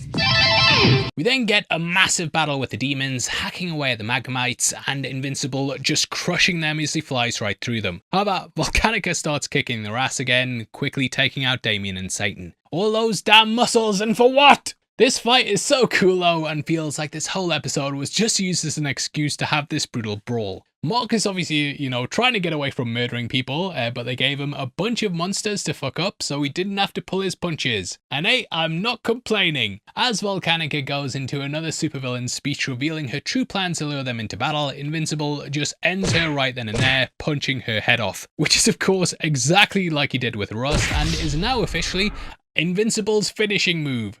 Finish her! Mark immediately starts defending his decision to Damien, but Volcanica then starts regenerating and he does it again. Then once more for good measure. However, Volcanica still won't stay down, but she cuts her losses and scrams. She promises to come back before melting away into nothing, and the Megamites all retreat back into their lava. Damn, this hell stuff is pretty easy. She will obviously return at some point down the line though, and I am expecting a follow-up come season 4. However, we then see one of the Vile emerge from a lava pool, having been awoken by the battle. Now you kids, you might not remember it, but to my old eyes, this looked a lot like it was based off the Shamblers from a little old game known as Quake 2. They look scary as hell, and it makes Satan shit his pants, and he tells Invincible to handle it. What the hell, man? I thought you fought these things before. What was even the point of getting the stupid crown? Turns out the Vile aren't as tough as Satan and Damien made them out to be though, and Mark is able to just punch them back into the lava. But we do see that the Vile is able to hurt Invincible as it draws blood when slashing him across the chest. Now this leads us into theory time. Okay, so like I mentioned before, all this stuff with Hell, Satan and the Vile is new for the show. However, am I crazy to think that the Vile look exactly like the Ragnar that we saw in episode 2? We of course know they're capable of hurting the Viltrumites as they slash Nolan's chest and bit Conquest's arm off, so they're very strong. Now while they eventually capture the Ragnar in the comics, I'm thinking they could be switching them out for the Vile in the show, as we see they're basically the same thing. This would not only give them a powerhouse killing machine for the war against the Viltrumites, but also save Hell in the process. A win-win if you ask me, because we all love Hell here. With Hell now safe, Satan sends Invincible back to Earth, but he allows Darkblood to go back with him. Having repaid his debt to Hell and earning back his freedom, he's now able to roam free on the surface. And I'm guessing he's not going to be happy with Cecil, and we will likely see the effects of that come down the line. Back on the surface though, we get an appearance of William, who we haven't seen in forever. Behind them, there's a Lady Yaya poster based off Lady Gaga, and as we pull out further, we can see there's one that says Magnum and the symbol for pi, so Magnum PI. Eve then tells him about her being pregnant, however we see she's not that psyched about it and says she's nowhere near ready for a baby. While she loves Mark, she knows how much this will change their lives, and yeah, it's just way too much to handle at the moment. This scene is also nearly identical to the one from the comics from Invincible Returns, however, we have another slight difference. In the comics, Eve mentions that with Mark being a superhero, she can't expect him to drop everything to be a parent and worries that he'll become just too unreliable. Here though, the scene solely focuses on Eve and what she's going through. We mentioned last week how the show's giving her a lot more of her own story, and this lets her stand on her own for a bit. Another slight change as well is that William isn't revealed to be gay until later in the comics, and he and Eve used to date. This changes the dynamic of the conversation in the comic a bit, but not that much, William's just more supportive here. We then cut Art working on a suit when Invincible speeds through his workshop and grabs his old suit. We then see Mark flying through the city, smiling as he's reminded of the hero that he used to be. So good seeing Mark back in the yellow and blue, as our boy needed it. It also gives us a recreation of the spread page from Invincible Returns that we mentioned before. We then get a quick scene of Debbie telling Mark and Oliver about moving in with Paul, who isn't too pleased about it, but Mark ultimately tells her he just wants her to be happy. Eve then meets with Mark on the roof where he tells her about Hell and finally admits to someone he's not doing okay, but is starting to get better. Eve then tries to tell Mark about the baby, but they're interrupted by the arrival of Alan and Nolan, who have come to recruit Mark for the Viltromite war. Perfect timing! This is another scene almost shot for shot like the comics though, but Eve and Mark's conversation is just a tad different. There, Mark instead tells her about his meeting with Cecil, since none of the stuff with Hell happened. Mark is also more or less totally fine at this point in the comic, but I love how Kirkman still doesn't let Mark off the hook so easily, and he openly admits that he's not doing okay. This again is showing though that Mark in the show takes a bit more responsibility for his actions and that he can't run from his mistakes. We then get a quick end credit scene of Damien Darkblood back in the city. He's back in his classic Rorschach/Question style trench coat and hat and looking down over the skyline. He then starts to hear Satan in his head telling him he needs to find out what the hell the humans are doing that caused Volcanica to wage war on the Earth. This is us up for more Damien Darkblood adventures down the line, and I've got no doubt that the character will be back along with Volcanica and Satan. Yay, hail Satan. Don't clip that, don't put that in the video. Now, while this is a major deviation from the comics, it's incredible how Kirkman was able to seamlessly fit this new storyline within the context of where we're at. Not only was it just amazing to see Mark fighting with the demons in hell, but his conversations with Damien Darkblood about what makes a good person all work to help Mark on his journey back to being a hero. Like we mentioned last week, the comics are very fast paced with one massive event after another, so I love how the show gives us some of these little side adventures that dive deeper into Mark's journey as a superhero and just allow us to breathe as an audience. In our season 4 predictions video from last year, we also had a big old theory time on Damien Darkblood and how it could be setting up a story from Guardian of the Globe involving the Order. This could still turn out to be true, so I won't officially say theory time debunked, but this was honestly a much cooler story than anything I could have thought of, so I'm not even upset. Also, knowing the history of Damien's untimely departure from the comics, it was amazing to see this lost storyline come to life and pay off nearly a 20-year loose thread. Can't wait to see where they go with them next time and how it will all come together down the line. Welcome to the... I'm your host, and in this video, we're breaking down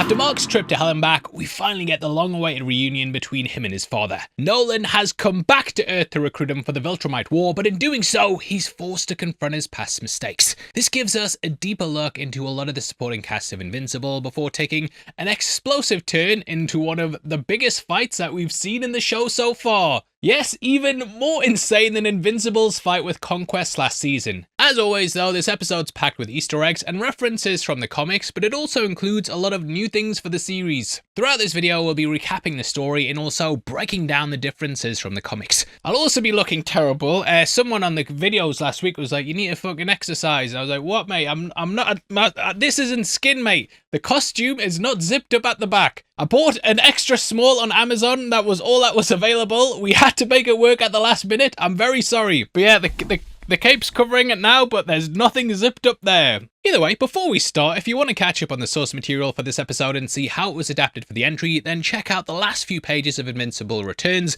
issue 71 and issue 72. They're great issues and a good on-ramp in the comics where you can probably start reading without having worked through all the issues up until that point. Either way, we start off the episode with the long-awaited reunion of Invincible and Omni-Man. Along with Alan, he's come to recruit Mark for the Viltromite War. We also get a hilarious scene of Alan the alien showing Eve holograms of his pet cat from the third episode of season 2. Apparently it has 2 buttholes as well, which little bit of trivia for you there. Alan also stresses to Eve that while he knows it's a big ask, they basically have no chance of winning the war. Now this quick little scene is brand new for the show, but I really love how it kind of fills her in on the situation immediately. In the comics, she's kind of just expected to go along with everything, but this fleshes out her acceptance a lot more. She also questions whether Nolan's really changed, but Alan is of course the kind of best cheerleader to show that he has. We then see Mark and Nolan having their father and son reunion in the sky. They've obviously, often flew off to have father and son chats, and this just kind of brings things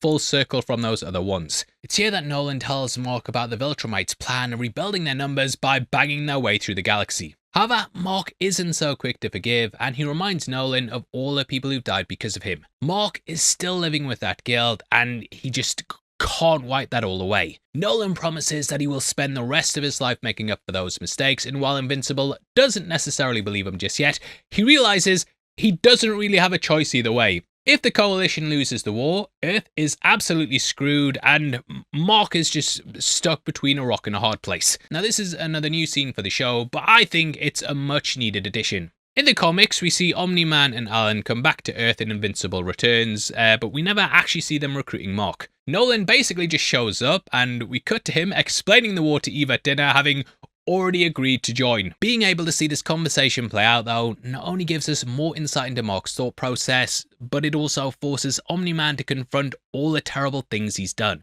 In the comics, he never really has to face the consequences of his actions or reflect on how bad of a guy he was. It's just kind of like, yeah, I did some messed up stuff, but I'm good now, so we're all cool. I think this is a central theme for the episode though, so we'll circle back to this a few times. I love these added moments though that make Omni-Man feel the pain he's inflicted on others and make him work for his redemption. We then see Omni-Man owning up to more of his mistakes as he prepares to apologise to Debbie. Mark says that this is a really bad idea and that he needs to think about whether he's doing this for her or himself. However, Nolan is adamant that it's something that he needs to do and that Debbie deserves it. We can also see that when Mark and Eve leave, the sun is setting, but when Nolan comes to the door, it's completely turned to night. It's nothing major there, it's not a massive detail, but I think it's just a nice little touch that shows, yeah, he did really spend a lot of time thinking about whether he should confront Debbie. He even almost goes back on his decision when ringing the doorbell, but he's met by Debbie at the door. And I did even wonder if she knew he was there the whole time and has been preparing herself to face him. We then see Nolan owning up to everything, saying that he knows his apology is selfish and empty, but that he's genuinely sorry and that Debbie made him more of a human than he was a Viltromite. However, Debbie is not willing to let Nolan off easy and tells him to fuck off. Oof! She just lays into him about how he just can't say sorry and make everything better. It reminds him of all the death and destruction he caused, not only in the world, but also in his personal life. She then starts punching his chest, breaking her hand in the process and leaving a blood stain right over Nolan's heart. This symbolises not only how Nolan is genuinely hurt by seeing Debbie in so much pain, but also like a physical representation of how he's forever stained by the blood of all the people he's killed and the lives that he's destroyed. Now we do get a similar scene in the comics from issue 71, but it's literally just one page and plays out much differently. In the comics, Nolan deliberately avoids meeting Debbie when he first comes to Earth, and he just randomly decides to pop in a couple pages later. Nolan also doesn't really apologise for anything and just says he didn't mean what he said before and gives a single "I'm sorry." He never mentions or acknowledges any of the other terrible things he's done, such as murdering the Guardians or destroying Thragg. Debbie also doesn't really have much to say in the comics either. She just cries and says she doesn't believe him to the point she literally only gets 2 word bubbles. Here we see Debbie truly get to express herself and hold Nolan accountable. She's rightfully pissed and gets to release her rage and grief. We aren't just brushing past it with a shot of her looking devastated and crying. There's actually a really great shot here as well that I think perfectly represents the differences between Debbie in the show and the comics, as we can see her facial expression is pure rage and not sadness. Now we've talked about this a lot in the previous season breakdown episodes, but I feel like the show just really gives Debbie a lot more autonomy over her own decisions than she has in the source material. I just love these changes to her character that really flesh her out as an individual, and it gives her an actual role outside of just being Invincible's mum. The hand smashing thing especially, I think that's just going to be one of those things that sticks with me for a long, long time, and it's such a big, iconic part of the argument. And then, even her asking if she's still his pet and him saying, "You never were." It all just builds off some of the major moments and has the characters confronting things seasons in the making. We then cut to trouble in the city as the walking dread is causing mayhem in the streets. This is an obvious homage to Kirkman's other famous series, The Walking Dead, and it's a character that we've previously seen as a member of the Order. However, the hulking zombie is quickly stopped by Tech Jacket, who's a girl now! You're the fucking man!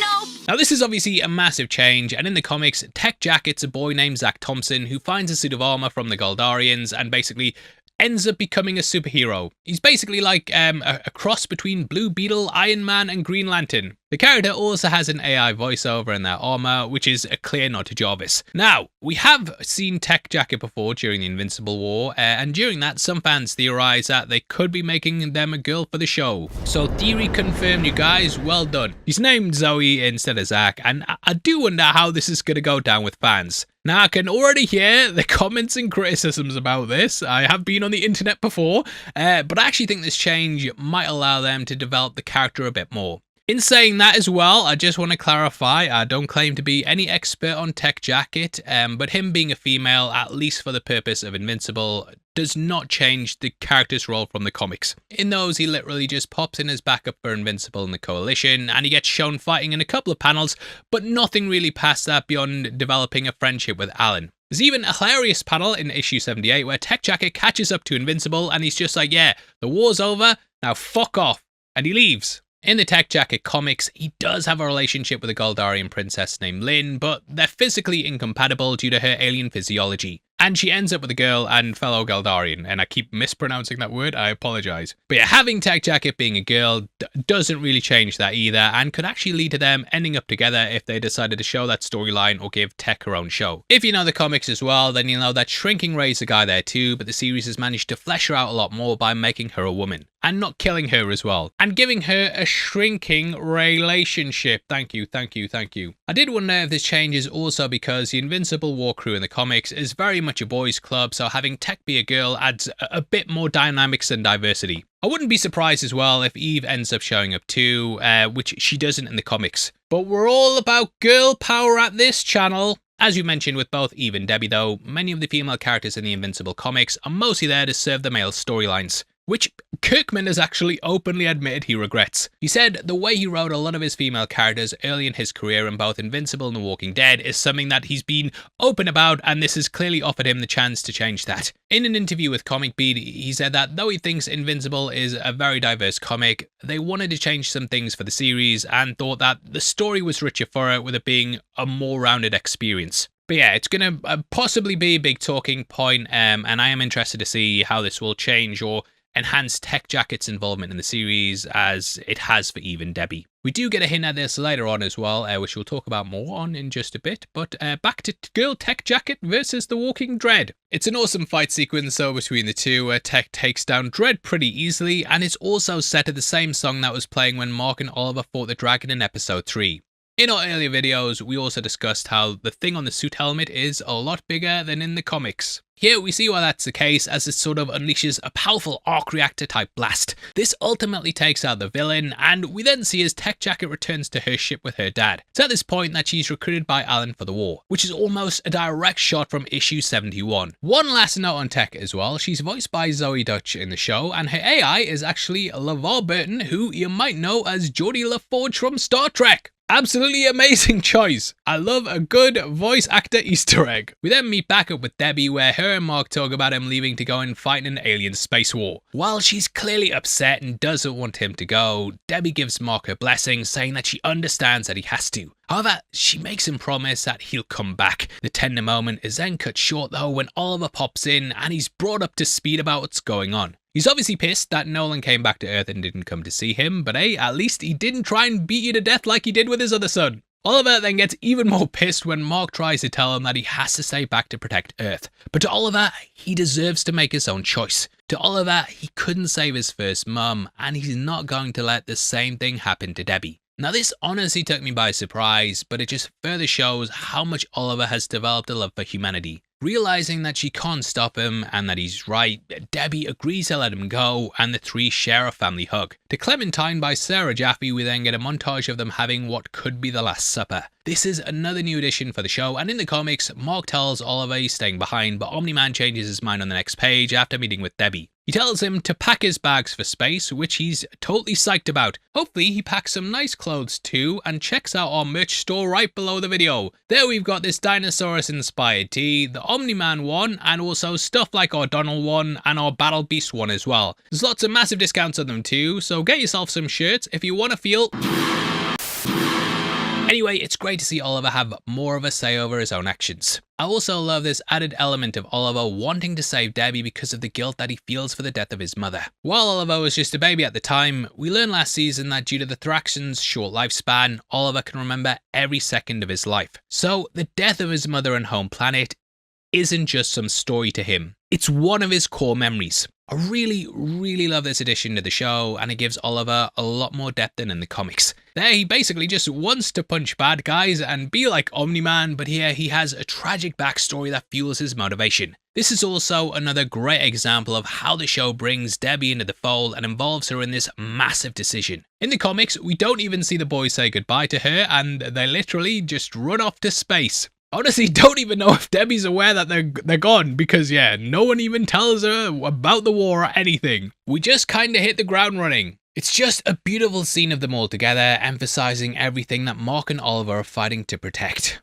And having them all come to this decision together. Except for Paul. We still don't trust him, and I hope Omni-Man kills him. But one small detail that I love about this sweet family moment is that they're sat there eating Korean food. Now this may seem dumb, but it's just one of those small details that they didn't really have to include, but they did it to represent Mark and Debbie's culture. This was ambiguous in the comics, but Kirkman solidified Mark as Korean in the show. Again, tying back to his comments about adding a bit more diversity. Also, notice how Debbie's sitting at the head of the table and is left all alone after the dinner's over. This symbolises that Debbie's the one keeping everyone together, but at the end of the day, she's the one who loses the most and has to face these things on her own. We then meet back up with Omni-Man as he works his 12-step program. He's trying to make amends to all the people that he's hurt, and it's here that he goes to see Art the Tailor. However, Art is far more concerned about Omni-Man's costume from the Coalition than his past mistakes, and the two just shoot the shit over a couple of beers. We also get some insight into why Nolan's avoiding Oliver. He says he doesn't want to screw him up the way he did with Mark. You know, like the whole trying to kill him thing. Which again shows how he's really been thinking about what Mark said about his apologies being selfish. Nolan also asks about Paul, but Art says he's actually a really cool dude. Oh, come on, Art, don't fucking fall for it. However, despite reminiscing on the good old days, Art cuts the meeting short and Nolan tries to apologize for everything he's done, even offering Art the opportunity to make him a new suit. Basically like saying we can just go back to the way things were. But Art isn't so quick to forgive and forget, and he tells Nolan that he can't make him a new suit because he only dresses heroes. Ooh. We can see that it really hurts Nolan though, and he just flies off. This leaves Art to let out a huge sigh of relief, as he probably thought Omni-Man would for sure kill him for refusing to make him a suit. It emphasises though how much Omni-Man's actions hurt the people closest to him, and that they won't just let him forget it now that he's decided he wants to be good. Because there's still potentially that evil murderer inside of him. Hell, he killed the Guardians and they were his friends, so you can totally understand why everyone is still a little bit on their guard. Now this is another major deviation from the comics, as Nolan never goes to see Art or apologizes for anything that he did, other than like his brief apology to Debbie. In the comics, Art is actually really upset when learning that Nolan came back to Earth and didn't see him, and we get a devastating panel of him asking Eve why Debbie didn't tell him and then just walking off with his head down. Despite everything Omni-Man had done, Art in the comics is one of the only people who never lost faith in Nolan. He even told Mark in Invincible Returns that Nolan's a good man and the bad stuff he did was the real act. To Art, he was simply trying to be something he thought he should be, but wasn't really deep down. We saw this scene referenced in the beginning of the last episode, but there Art acknowledged all the death and destruction left by Omni-Man and didn't try to defend him. Having Art turn against Nolan in the show is just a major way the series is forcing Omni-Man to truly face the consequences of the devastation he left behind. This creates an even greater parallel to Mark's own journey on his way back to redemption. You can also see that what Art says genuinely hurts Nolan, and he doesn't really know how to process it. So this is why he just flies away. It's similar how he ran off on Debbie after she told him off, because Nolan has never been faced with a problem that he couldn't solve through just punching it or exiting away from it. Every issue on planet Viltrom is dealt with by brutal violence, and when faced with any kind of moral conflict, the characters just fight to the death or leave. Kind of like when his dad saved him when he was younger and his mum was like, right, well, I'm off for you, so I'm leaving you all. They just cannot deal with shades of grey, and it all has to be black and white. But yeah, they just punch people until the decision's made there in either death or exhaustion. But with the humans though, Nolan genuinely cares about them and thus doesn't want to punch their heads off. So he just runs away, completely unable to handle it. It's kind of like what he did when fleeing to planet Thragg or turning against the Viltromite Empire. Or fleeing to Telescara with Alan, and I keep fucking that up as well. We then see Mark and Eve having their last night together as they reminisce about everything they've gone through. Mark reassures Eve that no matter what, everything will turn out okay because they love each other. Oh, will it though? Eve also mentions how she appreciates Mark's belief in the endless power of their love. This is also a subtle way of Eve foreshadowing basically the entire premise of Invincible. We will see much later how true this statement is, but if you want some spoilers, we've got a Thrag video explaining his entire story in the comics where we kind of touch upon this theme, and it will be made much clearer there. Yes, I am tricking you into going to watch another video. Mark also tries to ask Eve about what she was going to tell him before Nolan and Alan showed up, but Eve decides to keep the pregnancy to herself and just enjoy her last night with Mark. Now we do get a similar scene of this in issue 71, but it's expanded much more here in the show. In the comic, Mark basically spends the whole time defending his decision to go and grappling with the gravity of the situation. There, Eve doesn't want to talk about it at all and just wants to be with Mark. The entire conversation is focused on Mark though, and it doesn't really acknowledge Eve's feelings at all, except for showing her crying. This is another great way that the show is giving Eve more equal footing in their relationship, and it lets her have a say in these situations. I think it nicely plays into how women like Eve and Debbie are heavily affected by the actions of their partners, and though they don't get as much say, they're often the ones who are left to pick up the pieces. There's a big chance that Mark could die in space or on a planet with his guts hanging out, and Eve would be left all alone with the baby. Even though she believes that Mark will survive, there's still a reality that their child might grow up without a father. We can also see this in the very next scene where Oliver and Mark say their goodbyes to Debbie. As you mentioned, this is another new scene for the show, but it shows women are the ones holding everything together for these heroes. With Debbie literally holding Oliver and Mark together, making them promise they'll look out for each other before leaving. Oliver even hugs Paul and he tells the boys to give him hell, which honestly was kind of sweet. But I'm still not letting him off so easily. You were in 7 issues, Paul. What's your game here? We then get a great little nod to a classic line from the series. Mark, how do we breathe in space? That's the neat thing. How do I breathe in space? That's the neat thing. You don't.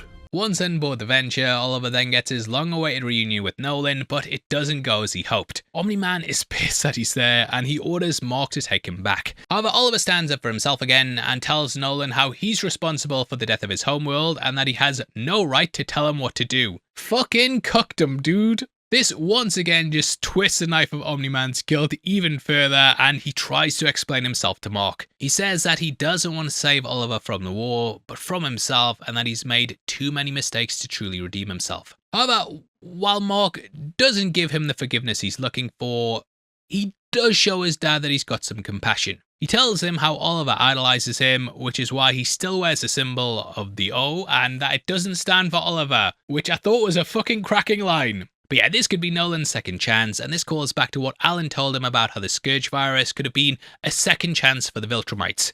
The entire civilization was completely almost destroyed, and they could have rebuilt from that and done something positive. Instead though, they chose to become even more brutal. Now though, Omni-Man has to face that same decision to either accept what he's done and take advantage of his second chance, or double down and resort back to using his powers to force people into submission.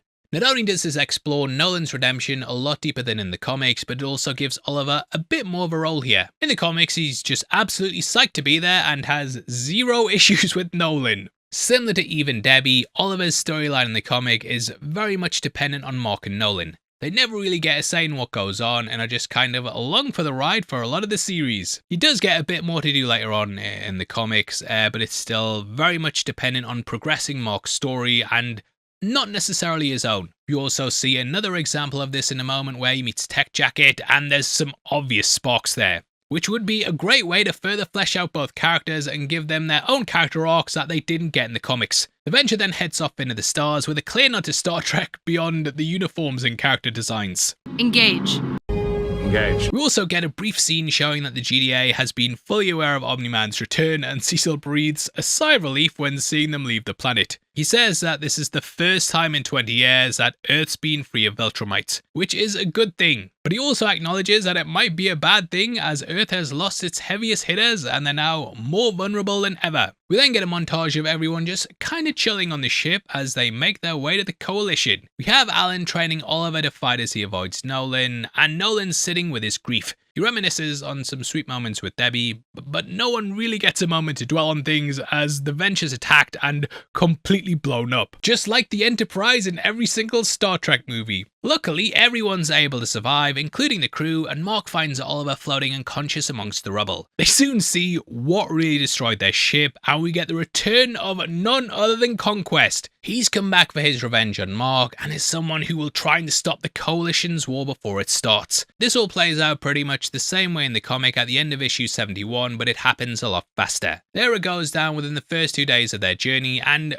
we never see the group's little bonding session or Nolan struggling with his trauma. This also brings us to the beginning of issue 72. Now while Mark is frozen in shock at Conquest still being alive, Oliver immediately charges at him as Invincible is attacked by Lucan. He's got personal beef with Mark and Nolan and was one of the Viltrumites they fought on Thragg back in season 2 episode 4. Oliver then immediately gets bitch slapped by Conquest, but he comes back to give him the 1-2 combo. He actually holds his own and redeems himself from being knocked out by the same slap in their first encounter. You can also notice that Oliver is also using the new moves that Alan taught him a minute ago, such as keeping his elbows in tighter and hitting Conquest's ribs with Bruce Lee type speed. However, it's still not even close enough to stand against Conquest, and he starts crushing Oliver's head until he's saved by Nolan. This is all while Mark beats the shit out of Lucan, with Alan in tech jacket trying to fend off the other Viltromite soldier. In the comic, this is General Craig, but here it's just your average Viltromite, with a mullet and some mutton chops. The entire scene is pretty much ripped straight from the comics though, with only some minor differences, which is mainly things like Oliver putting a quick beating on Conquest, who just swats him away like he did in their first fight.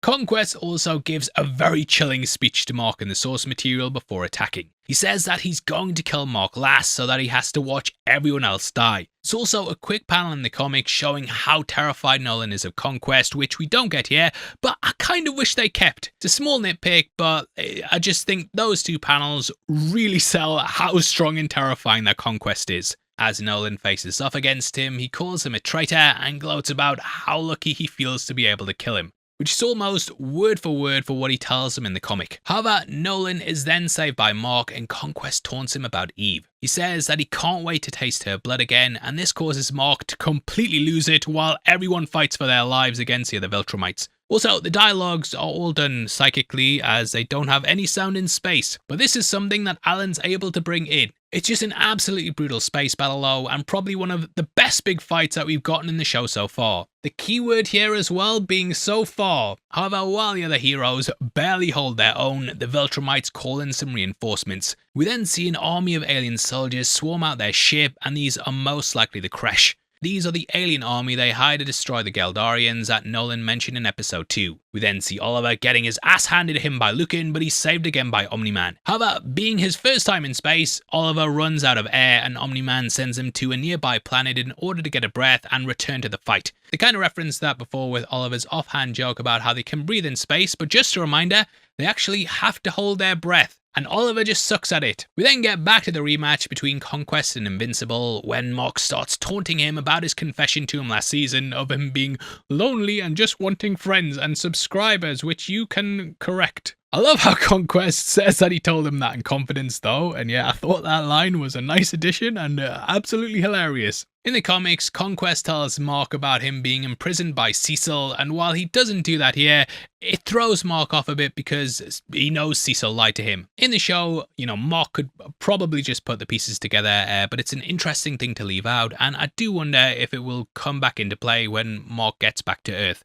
And spoiler alert there. The fight is then cut short again when Conquest notices Oliver flying to a nearby planet and he goes after him. I love the way Conquest just appears behind him as well, and it's kind of like one of those me and my problems memes. Crashing into the planet, Mark starts choking Conquest as he just starts laying into him. Thrashing each other all across the surface, Mark desperately holds on. We also quickly cut back to space with Alan, Tech Jacket and Nolan fighting off the other Viltrumites in their army. Nolan then leaves the fight to go after Mark and Oliver, leaving Alan and Tech Jacket to make their escape from the Viltrumites. But we will circle back to that later. Back with Invincible and Conquest, we see Mark is still holding on for dear life. He's trying to choke the life out of the villain as he flies in the planet, and Conquest is basically desperate to make Mark let go. However, Mark only tightens his grip as Conquest pummels him and just tosses him around like a ragdoll. We then see Mark going into full-on savage mode as he bites Conquest's thumb off. All that stuff about Eve really set him off, and it shows that Mark is actually fighting for something, whereas Conquest is just fighting for fun. Like if you play a sports game and you're really set on winning, you'll probably push harder than the guy who is just there to have a good time. But ultimately, this is what pushes him to go further. I love how as he tries to get back on his feet, he tightens his grip even more. Absolutely insane, and while a lot of this fight comes straight from issue 72, this particular moment is brand new for the show. It's just a really cool thing, but if I can put my over-analysing hat on for a minute, I feel like this is also meant to symbolize how Mark has fully given into his dark side. All season he's been trying to hold back, but him doing this is definitely not that. Him biting Conquest's thumb off could also be a reference to Sinister Mark, who's one of Invincible's evil variants. He actually ended up becoming 100% cannibal, and this could be showing how easily Mark could slip into going down the same path. With Conquest on the ropes, he makes a last-ditch attempt to save himself and give Mark the classic Viltromite gut punch. He then proceeds to rip out his guts for a disturbingly long time as Invincible still somehow holds on. Conquest's eyes slowly roll back and his legs go limp, which ends the fight. And holy shit, that was fucking hard to watch. The final scene is almost shot for shot from the comics, but seeing it play out and hearing the gross sounds of Mark's guts falling out and gasping for air, goddamn man. In the comics, Mark also mentions how Conquest was able to get a breath when he first came for Oliver, meaning that he's at full strength, and it just gives you a better idea of how long Mark had to hold on to him for him to run out of breath.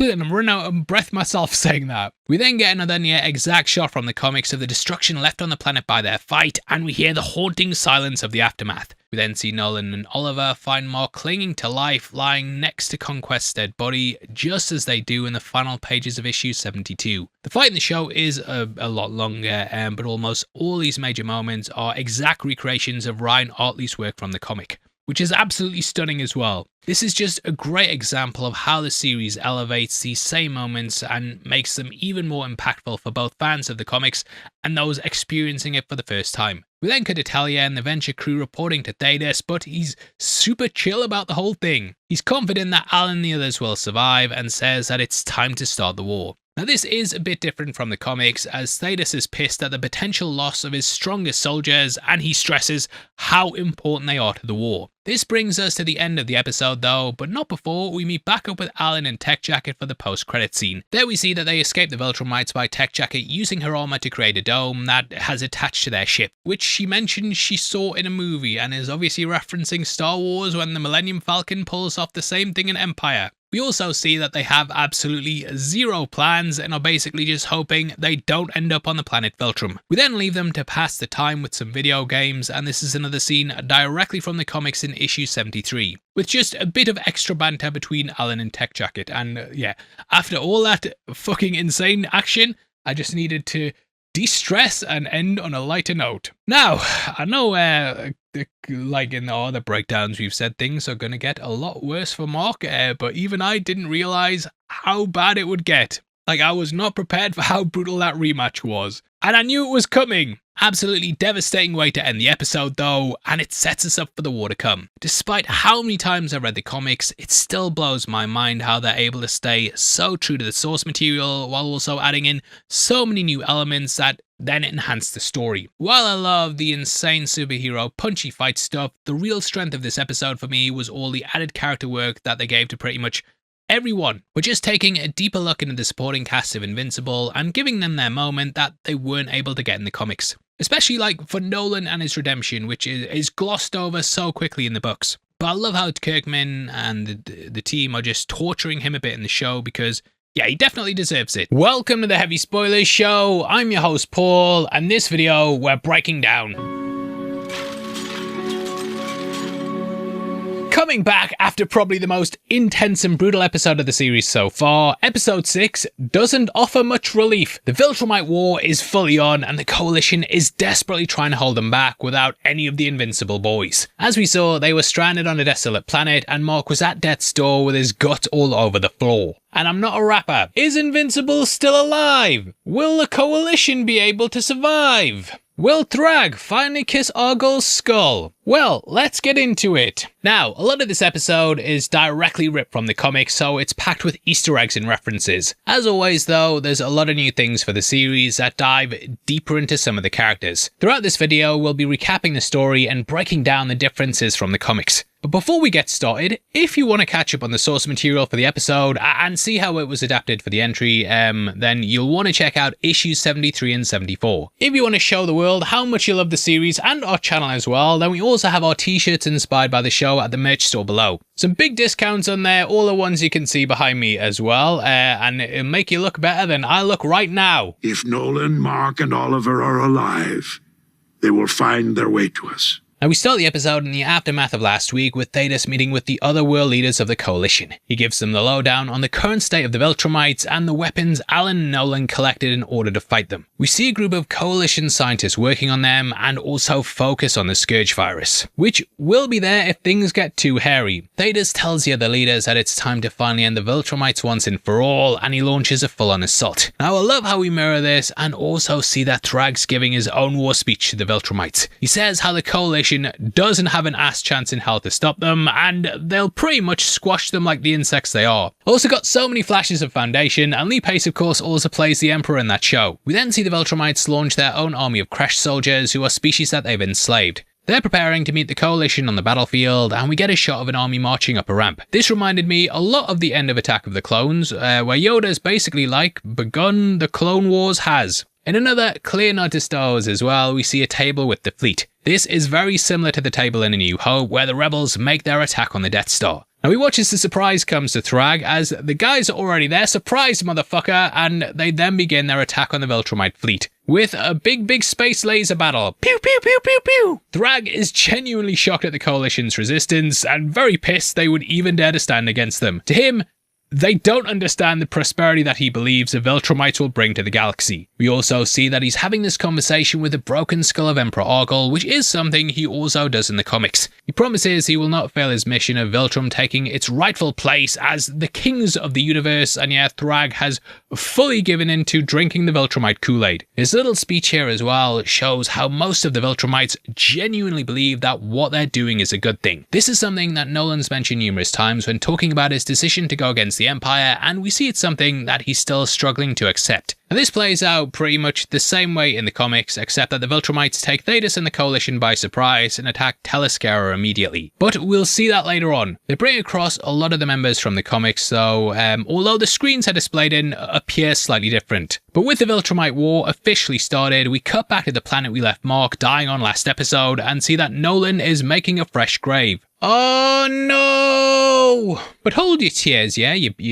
weakling, because it's just a fake out, and we learn that the grave is for Conquest, who I was also crying about. Nolan believes he still deserves some type of respect for his devotion to the Viltromite Empire, and though he was evil, he was a nice guy and a great man. In his eyes, mate, before you start with the cancel heavy spoilers stuff. Stop it, stop it! However, it does show that he understands why Conquest was the way he was, and still fully hasn't shed his Viltromite conditioning. As we saw, Conquest was also extremely lonely and depressed, and probably had more in common with Nolan beyond just being extremely destructive. On the flip side of this, we see Oliver's not having any of this bullshit. He says that Conquest was a monster that tried to kill him, and that Nolan didn't see what he did to them on Earth. To pour salt into the wound even more, he mentions that people hate him almost as much as they do Omni-Man. The scene is expanded a bit more in the comics though, and Nolan explains that everything Conquest did was in service of the Viltrumites, and that in a way, that made him a better man than he is. It shows the parallel between both Nolan and Conquest, and how both of them believed that what they were doing on behalf of the Empire was just, with Nolan still feeling guilty for his betrayal. We then see that Mark is still somehow alive, and that Nolan and Oliver have just put his guts back in place so he can heal, which Nolan says could take months. This sends Oliver into a complete spiral though, as he's trapped on a desolate planet with his idiot dad, while a war for the universe rages on without them. Plus he ages at like super speed, so the lad's gonna lose some of the best years of his teens. He's even growing a beard by the end, which is a better one than mine to be fair. Oliver breaks down though and just wants Mark to wake up. He says that he wishes he was really...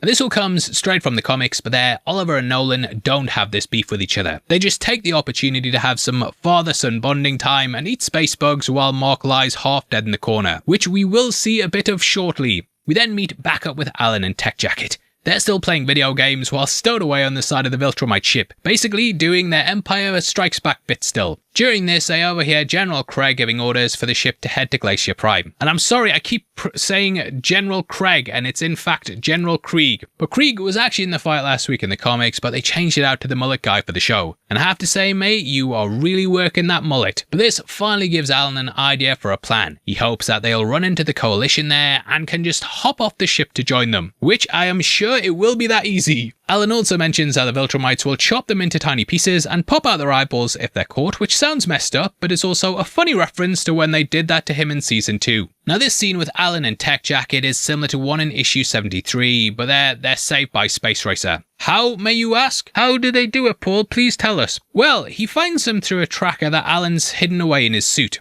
Glacier Prime is also a planet later referenced by Thetis in the same issue as a coalition stronghold after Tech Jacket and Alan return, but we never actually see it. But yeah, this is a bold plan, Cotton.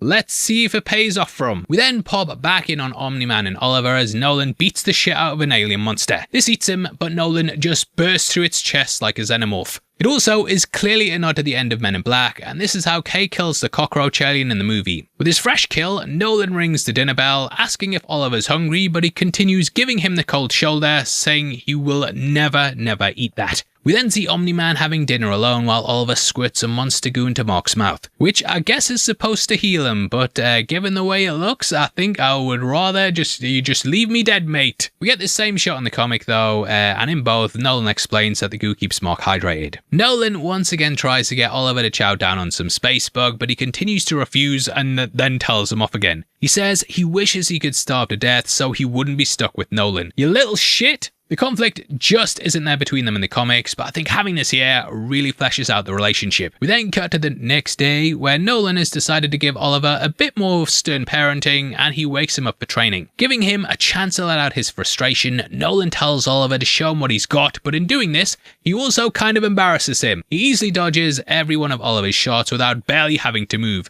Not such a smart ass now, you pesky kid. Having them have this fight in the sky also calls back to how Nolan first trained Mark when he got his powers in season 1. However, this beatdown only makes Oliver angrier, and he reveals that he doesn't just hate Nolan for what he did on Earth, but that he heard what he said to Debbie about his mother Andressa. He literally heard him say that she was a mistake and that he didn't truly love her. Oh shit! This in turn could mean Oliver's a mistake too, and it just adds so much reasoning to why he hates his father. And I take back what I said, Oliver should be meaner to Nolan. Although, you know, people probably can't relate to the superpower stuff, I think a lot of kids will have been in similar situations where they wonder if they were a mistake and if their parents regret them. This just adds an extra level to the pair's dynamic, especially since they're both stuck on this planet. Oliver lays into Nolan about how he idolized him, but as soon as he came back to Earth and saw Mark, he didn't give two shits about him, which Nolan doesn't disagree with. I think it's something like if you have a half sibling and your parent goes off and starts a new family, or hell, goes back to that old one, it's gonna hurt a lot, and it just adds so much depth to the story. Nolan even tells Oliver that he's right, but that he's trying to do his best to make up for it. This shows again how Nolan is owning his mistakes, and he admits that it's harder than he thought it would be. However, this all means absolutely nothing to Oliver, who says it's too late for that and then flies off, dealing with his problems much in the same way that Nolan does. Anyway, at this point, we jump back to Alan and Tech Jacket. The Viltrumite ship arrives to Glacier Prime, where we see their war against the Coalition's in full swing. Seeing the fleet of Coalition ships, Alan and Tech reluctantly stop playing their video game to make their escape. However, they're quickly spotted by Lucan and the mullet Viltrumite. Alan then heroically tosses Tech Jacket to the Coalition fleet to save her. He stays back to face the Viltrumites alone and gives us a round 2 from his solo battle with them in season 2. Not them specifically, but you know what I mean. Now, in case you forgot, Alan is literally the definition of what doesn't kill you makes you stronger. Every time he gets injured, he heals and comes back down the line tougher than before. Now, while Alan is much stronger this time round and puts up more of a fight, he's still no match for the two Viltrumites. However, before Mullet Viltromite gives him the signature gut punch, Tech Jacket returns with Space Racer, which kind of plays off the comic rescue. He blows a hole right through Mullet Viltromite, and he will be missed.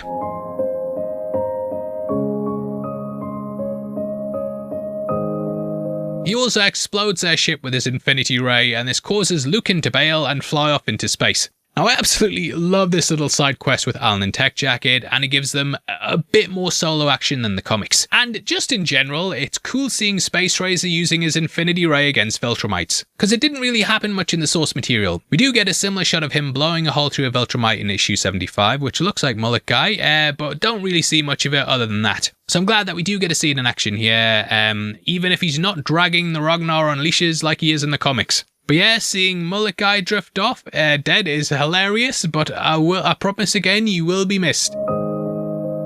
With Alan and Tech now safe with the Coalition, we find ourselves back with Nolan and Oliver. Oliver has finally decided to try some of Nolan's space bugs, and he actually likes it, loves it actually. This is a nod to the section in the comics where the pair bond, James Bond. Oliver asking for more also comes directly from that, and it's a great moment between father and son. This opens the door for them to finally start working through their issues, but Nolan quickly ruins it by bringing up Andressa. This reminds Oliver why he hates him, and he tells him to keep her name out his damn mouth. Keep my mother's name out your damn mouth! Kind of thing, which is a big addition to the comics. With things still tense, they then realise that the goo they've been feeding Mark isn't enough for him to fully heal and go to find something a little bit more hearty. So yeah, that they come across some space bug eggs, which Nolan says should be perfect. However, Nolan severely underestimates the power of a bug mother's love and is attacked by the Queen space bug, which Nolan says is much stronger than the others. Yeah, no shit. I did wonder if this was another alien reference with like the Queen there, and Oliver comes in to help fight it off. With Nolan coordinating their attack, the father and son team finally start working together and easily defeat the monster. Nolan then goes to finish the job, but it's at this point he's stopped by Oliver. He says that she was just trying to protect her eggs and that she doesn't deserve to die. Oliver clearly has a lot of things and trauma built around mothers, like in Debbie and Andressa, and with Andressa being like a bug mum, it makes sense that he'd protect this bug mother as well. This also brings up the very valid point that if they kill her, she won't be able to lay more eggs and they'll just be in the same position in a couple of days. This shows Omni-Man that there's sometimes a better way to deal with things than just immediately resorting to killing. Now this is a lesson that we saw Oliver learn from Mark last season after killing the Mauler twins. It really shows some growth in the character and how he's changed from the purple little psycho he was last year. Also important to remember as well, Oliver is basically a bug himself. So this bug could be like a distant relative of his. Or maybe he thinks she's cute. And she is definitely Oliver's type, which may sound like a joke, but I'm dead serious and it's something we'll circle back to later. We then see Alan and Tech Jacket make it back to Telescara, where Alan reunites with Talia and his newest BFF Battle Beast. He holds Alan to his promise of more bloodshed, and this is something the pair discuss back in prison. Which Alan is like, dude, not only that, but how about a fucking war? Go nuts, mate. Hit the thumbs up. Alan and Tech then get an update of the current status of the war from Talia and Thetis, which apparently isn't going very well. However, now that he's back, Alan is confident that he and Tech Jacket can turn the tides, with Battle Beast giving a roar of approval off camera. Well, that is about to change. And don't forget what he said. We then jump back to the bug planet where we see Nolan feeding Mark the new bug goo he and Oliver got from the Queen space bug eggs. You can also see that a decent amount of time has passed since we last saw them, with both Mark and Nolan now sporting survival beards. In the book, Omni-Man later clarifies that they've been there for 2 months, so it's a long time to be stuck in the wilderness. And I'm sure people on Earth, like Eve, will be worrying, and obviously she's pregnant as well. So we might see how that pays off when he gets back to Earth. We also see that Oliver and Nolan still aren't on the best of terms, and watches Oliver confronts him again about what he said about his Flaxan mother. Nolan again tries to save his ass and says he was being stupid and didn't want to hurt Debbie even more. He explains how lost he felt when he left Earth and that Andressa and the Thraxans saved him. With their lifespans being so short, they had no time to dwell on the past, and people who made mistakes could work for forgiveness and move on. Though they seem like insignificant bugs with short lives, we see how this altered his perspective. It's a great thing to pick up and expand upon, and it shows that every life is important and you can learn lessons from everything that help you improve. Going to live with them just completely changed who Nolan was, and he realised that there could still be hope for him if he worked hard enough to earn it. Nolan also clarifies that while coming to Thraxor was a mistake because it put the people in danger, Oliver and his mother were never part of that regret. Oliver has every right to hate him though, and he knows that he has completely failed at being a dad for the second time. But he is trying to fix things. This starts to soften Oliver a bit, and he sees that Nolan's being genuine. Finally, he asks him to then tell him a bit more about his mother. Now, like I mentioned before in the comics, Oliver and Nolan don't have any beef with each other and are just having a grand old time together on the bug planet. But they also never really touch upon Andressa or Thraxa either. We do get a similar scene to this with Nolan talking about Debbie, but Andressa is basically never mentioned after her death in the comics. Except for like one quick line by Nolan where he's basically like, yeah, she was cool. Sucks she died, innit?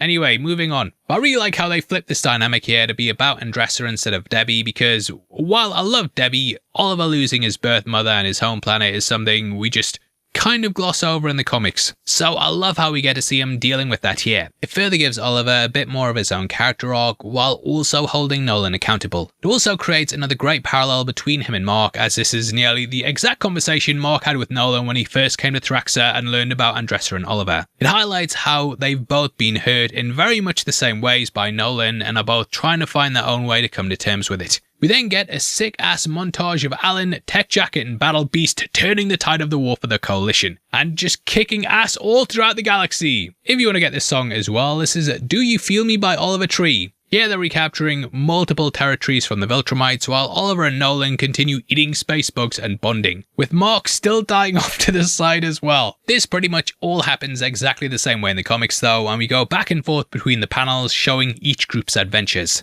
The desk is turning bluer as well, with more planets being liberated. Also want to mention this little added scene of Oliver and Nolan fishing, just because I thought it was fun and a good way of showing their relationship growing. There's also a moment where Oliver makes Nolan bleed and it shows how he's getting stronger. And it's a great moment in the comics too. However, the father and son bonding stops when they hear Mark trying to speak, but realise he's just dreaming. Which Omni-Man says is good news, as it means he'll probably wake up in the next couple of days. Oliver is a bit disappointed though, as he's finally come around to Nolan and is going to miss having some alone time with him. Oh. Leaving Nolan and Oliver to spend more quality time together, we then see General Krieg updating Thrag on the current status of the war. We can see that this has completely shifted and that the Viltrumites are now on the receiving end of the ass whooping. This is due to Alan and the others successfully liberating numerous planets under their control and hunting down Viltromite soldiers. There's obviously clear allusions to Hitler as well, with this kind of being like that scene where he paws over the battle lines. Forgotten the movie's name, but something like Dung Tatang, fuck's sake. The Downfall, I think it's called. However, Thrag decides it's time to stop playing games and decides to just go after Thetis and launch an attack on Thalaskara, which Craig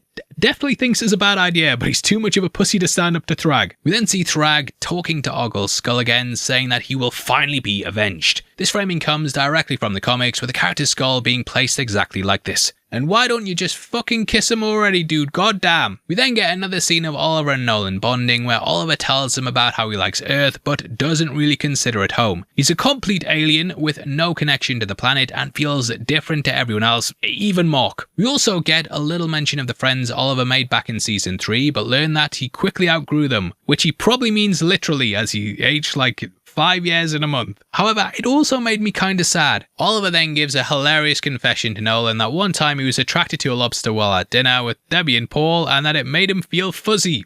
However, he still ate it. Damn, Oliver, you little freak, you like the deep. But yeah, I did tell you, to be fair, that he probably had the hots for that space bug, and now that theory is confirmed, I swear down. But yeah, this all comes directly from issue 74 and may or may not be one of the funniest moments for me in the comics, so I'm glad they kept it in. Damn girl, look at those big meaty claws. Once back at camp, they then find that Mark is gone and we see that he's wandered to Conquest's grave. I don't know if this was done on purpose, but it reminded me a lot of Jesus leaving his tomb on the third day and then heading out by himself. Mark is somewhat the messianic figure of this story, and this could be seen as his resurrection from the brink of death. Ecstatic that his brother's alive, Oliver then rushes in to hug Mark. Mark is also super happy to see them, as he thought Conquest's grave was for them and that they died during the battle. This is when he learns that he's been out for the past 2 months, and we see that Mark was so out of it, he doesn't even remember killing Conquest, which we see he's kind of upset about, having once again given in to murder. But Nolan reminds him that this is war and that it's not over. But this moment brings the Invincible superfamily back together as they get ready to rejoin the fight. This is pretty much exactly the same as the comic, except Mark gets a bit more of a speech about not remembering killing Conquest and that he acted on instinct. We then see Thetis trying to calm down the other world leaders, who are growing concerned about this ongoing war. This is when Thrag launches his attack, and we see that Data number 2 has been the mole that Thetis has mentioned before. Who, if you didn't know, because even I had to look up his name, is this dude right here. He then lowers the shields though and lets the Viltromite through Thalaskara's defenses.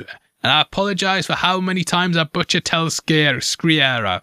The Viltromite ships then destroy Thetis' headquarters, but luckily everyone survives again and they see the Viltromite fleet looming overhead. Also, quick note here, but in the comics, Thetis comes out of the rubble absolutely jacked, which I feel was a missed opportunity for a greater recreation of the shot here. It was just a big shock at the time of coming out and being massive. Like, it always made me laugh. It kind of reminds me of how Groundskeeper Willie's ripped to fuck whenever his clothes come off. I don't know why I remember that so well, but it's just buried in my brain. Fucking kill me. We then see the Viltrumites and their army descend on Telescara, killing everyone in sight as Thrag watches in his warship. He's also keeping all Argyle close by with his skull, watching Thrag as he oversees the attack. However, the heroes jump into action and Theta starts beating the shit out of Krieg as Alan and Tech Jacket fight off the other Viltrumites and their alien army. You also get a Saving Private Ryan moment with Talia as she walks through the body parts of the civilians, and we see how many people the Viltrumites have already killed. They literally just got there and have already chopped through like a quarter of the city. This big battle happens pretty much the same in the comics, but is a bit longer in the show and much more spread out.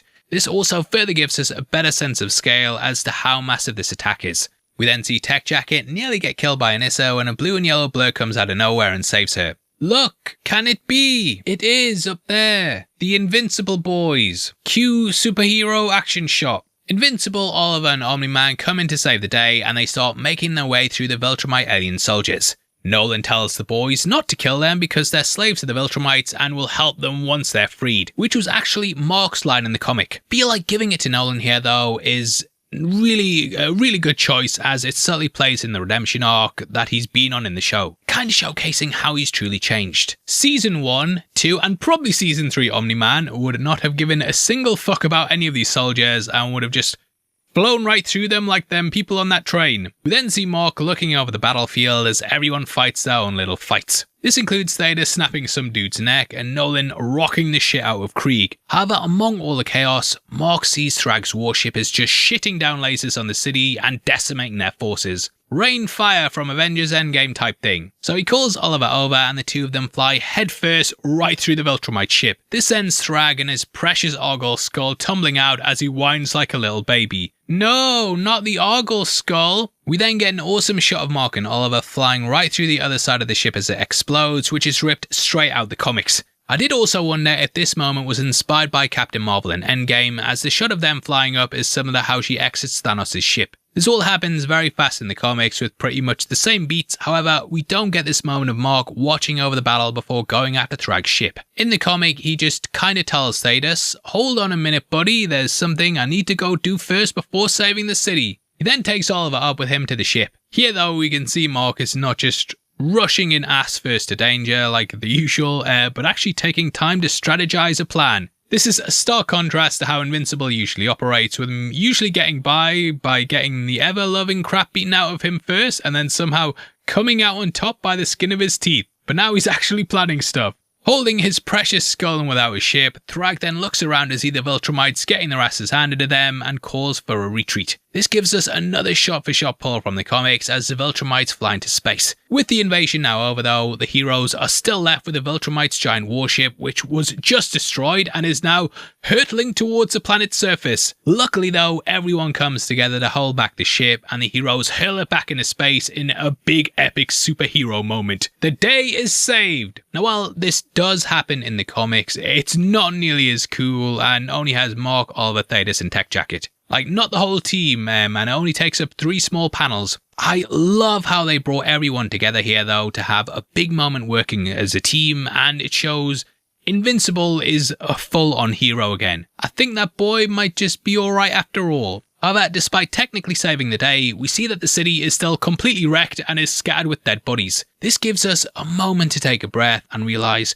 just how terrible this attack actually was and how many people were killed while everyone was fighting their little superhero battles. The scene of the aftermath is new for the show too, and just another great example of how Kirkman really focuses on the consequences left behind from these massive events in the series. Here, they're really taking the time to show the emotional toll it has on the characters, which we didn't really have time for in the comics. It was just like, bam, Viltromite attack, bam, let's go get him, bam, bam, punch, punch, explosion. Speaking of seeing how these things affect our characters, we then see Alan's absolutely devastated at the carnage all around him. But Thetis kind of doesn't give a shit. He says that it was war and just a minor setback and just proves that the Viltrumites are desperate and the coalition's still winning. But Alan is like, dude, are you fucking serious right now? However, before he can question him further, they're interrupted by Talia, who's discovered someone in their network shut down their defense system, which they quickly assume is Data Number 1. They see him hobbling around in the background and Alan grabs him by the throat and starts interrogating him. However, Data Number 1 has no idea what they're talking about and they see Data Number 2 scurrying away, which is when he's shot in the head by Data Number 1.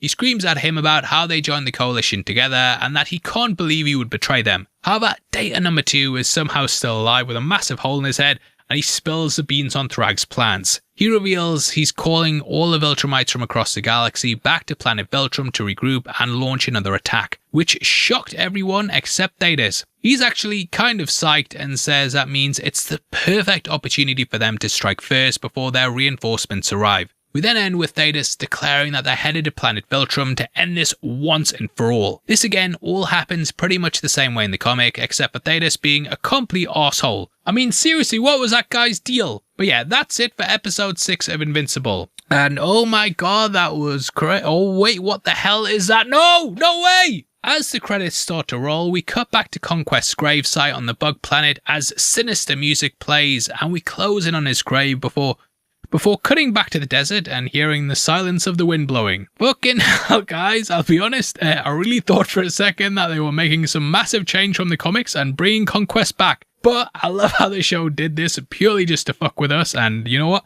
I respect the hell out of it. But yeah, pack your bags, kids, we are going to planet Viltrom. Now this was another absolutely insane episode of Invincible after the previous most insane episode of the series last week. Besides all the cool superhero stuff though, I love the character development we get here with Nolan and Oliver, and seeing them both work through their own issues and come together while caring for Mark.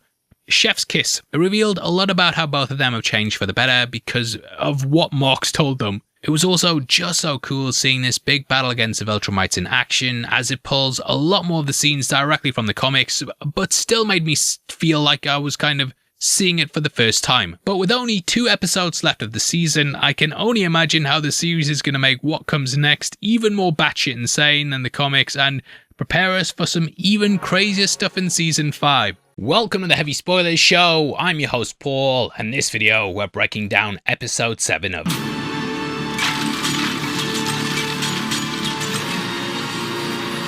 Coming back from Invincible and the Coalition winning their first battle in the Viltromite War, episode 7 picks up right where we left off. We see as Mark and the rest of the heroes head to planet Viltrom in one of the most action-packed episodes yet. It's something we've been waiting to see on screen since that very first season, and it leaves us with some devastating consequences. As always, the episode makes some major deviations from the comics, but it's still packed with plenty of Easter eggs and references to the books. Throughout this video, we'll be recapping the entry and also breaking down all the changes from the comics. As always though, if you want to catch up on the source material, then you'll want to check out issues 75 and 76. That should give you a great starting point to continue reading from this moment, and yeah, get you ready for the finale and beyond. You're not my family anymore. Now before we get into the Coalition's final boss fight against the Viltrumites, we start off with this super secret origins of Grand Regent Thrag. If you happen to watch our most recent character breakdown of Thrag, then you'll know this is all new for the show. Both Thrag and Nolan briefly described Thrag's rise to power in issues 66 and 102, but we never actually saw how it all went down, and this just fleshes that all out. Basically, it explains why everyone's so terrified of the space tyrant Freddie Mercury. We begin on an unknown planet under Viltromite rule where people try and fail to start a rebellion. We are then finally introduced to the legendary Lord Ogle himself, with Thrag right at his side as he meets with his generals. This is a nice parallel to how Thrag will later keep his skull close by his side and still serve him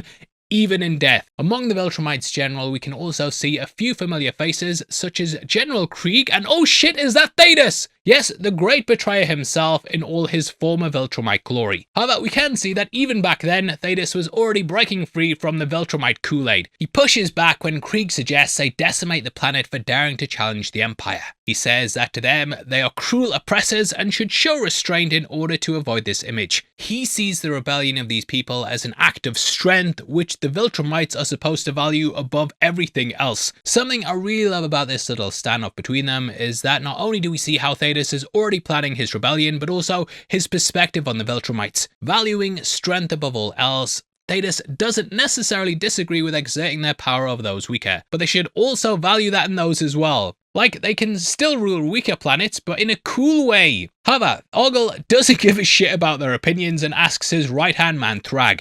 He agrees that while they value strength, these people are just so weak that it's almost like an insult to them. Ogle agrees and he orders them to then kill 25% of the population. Which, yeah, well done not killing all of them, but still pretty fucking bad. Fun little voice Easter egg here as well. Lord Ogle is voiced by Franklin Welker, who was Fred in the original Scooby-Doo series. Also interesting to note as well that Thetis' vision for the Viltromite sounds a lot like the bullshit story Nolan told Mark about the Viltrumites during season 1, where they go and help planets thrive, hit the thumbs up, and share their technology and all that shit along with it. We then see Ogle meeting with Thrag, where they talk about Thetis' very strange behaviour. Thrag says that he and Thetis fought side by side on Capita Minor. That was one of their previous conquests, and in that he became the strongest and most brutal Viltromite. However, after spending years in the Lake Quadrant, he's gone bloody lame and is all bloody politically correct. You can't kill 25% of people just because of rebellion. What you talking about, Thetis? Of course you can. But I would assume that this is where Thetis met up with people who helped him to create the Scourge virus, but that's just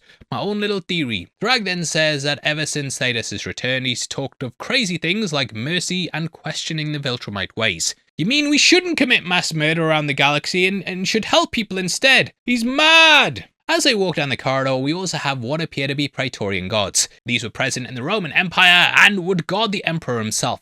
They also appeared in Star Wars as well, and were what the Emperor uses as loyalist soldiers and bodyguards. Meanwhile, Ogle just kind of takes us all in and simply tells Thrag that if he thinks Thetis' new outlook threatens the Empire, then he should go and do something about it. But Thrag backs down and says maybe he's wrong, basically hoping Thetis will just snap out of it and that he's just having a moment after going to the Lake Quadrant. We quickly see though this is a very bad judgment call by Thrag as we watch Thetis assassinate Lord Ogle. This is him earning his title of the Great Betrayer. However, I will say they do hide his face a bit and we don't actually see him plunge the knife into Ogle's skull like we do in the comics. Now we then catalogue Ogle's funeral where Thrag stands before the Viltrumites and gives them a eulogy about how great he was and how he taught them strength. The strength to claim everything in the universe. This is then met with the chant "All is ours," which is not in the comics, but it adds so much to what they believe and why they've become the worst conquerors in the galaxy. This chant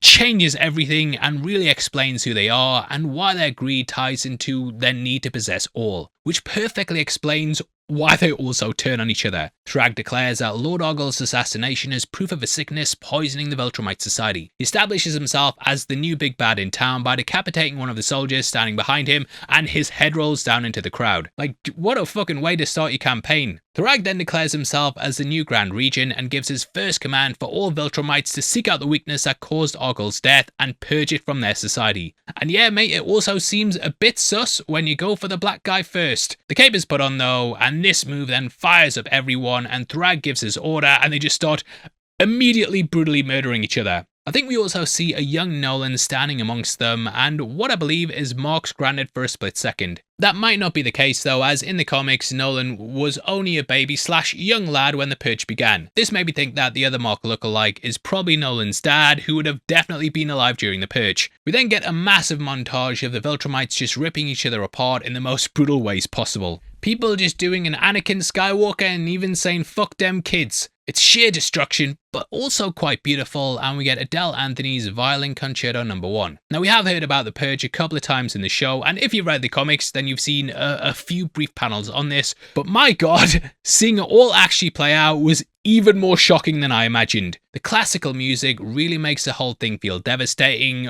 rather than like a hell yeah action scene. Now, they don't explain this in the show, and maybe the timelines are a bit different, but in the comics, Thrag says that this went on for hundreds and hundreds of years. Yes, hundreds of years of this shit. Not an excuse, but you can imagine how the kids who came through this time, like Nolan, they would grow up with a pretty fucked up view on life. It doesn't necessarily make you empathize with them, but it just gives a better understanding of how deep this goes in Viltromite society. It's also insane to me how they instantly just started doing this under the orders of a higher power. None of them question why they're killing their friends and family, and they just did it because that's what they're told to do. It really speaks to the real weakness amongst the Viltromites, which is their lack of agency. In many ways, they're just slaves carrying out orders, and any other input or rebellion or even questioning is immediately shut down. Do not question the hive mind. It's groupthink that destroys them in the end, and eventually the Viltromites are left weakened because of it.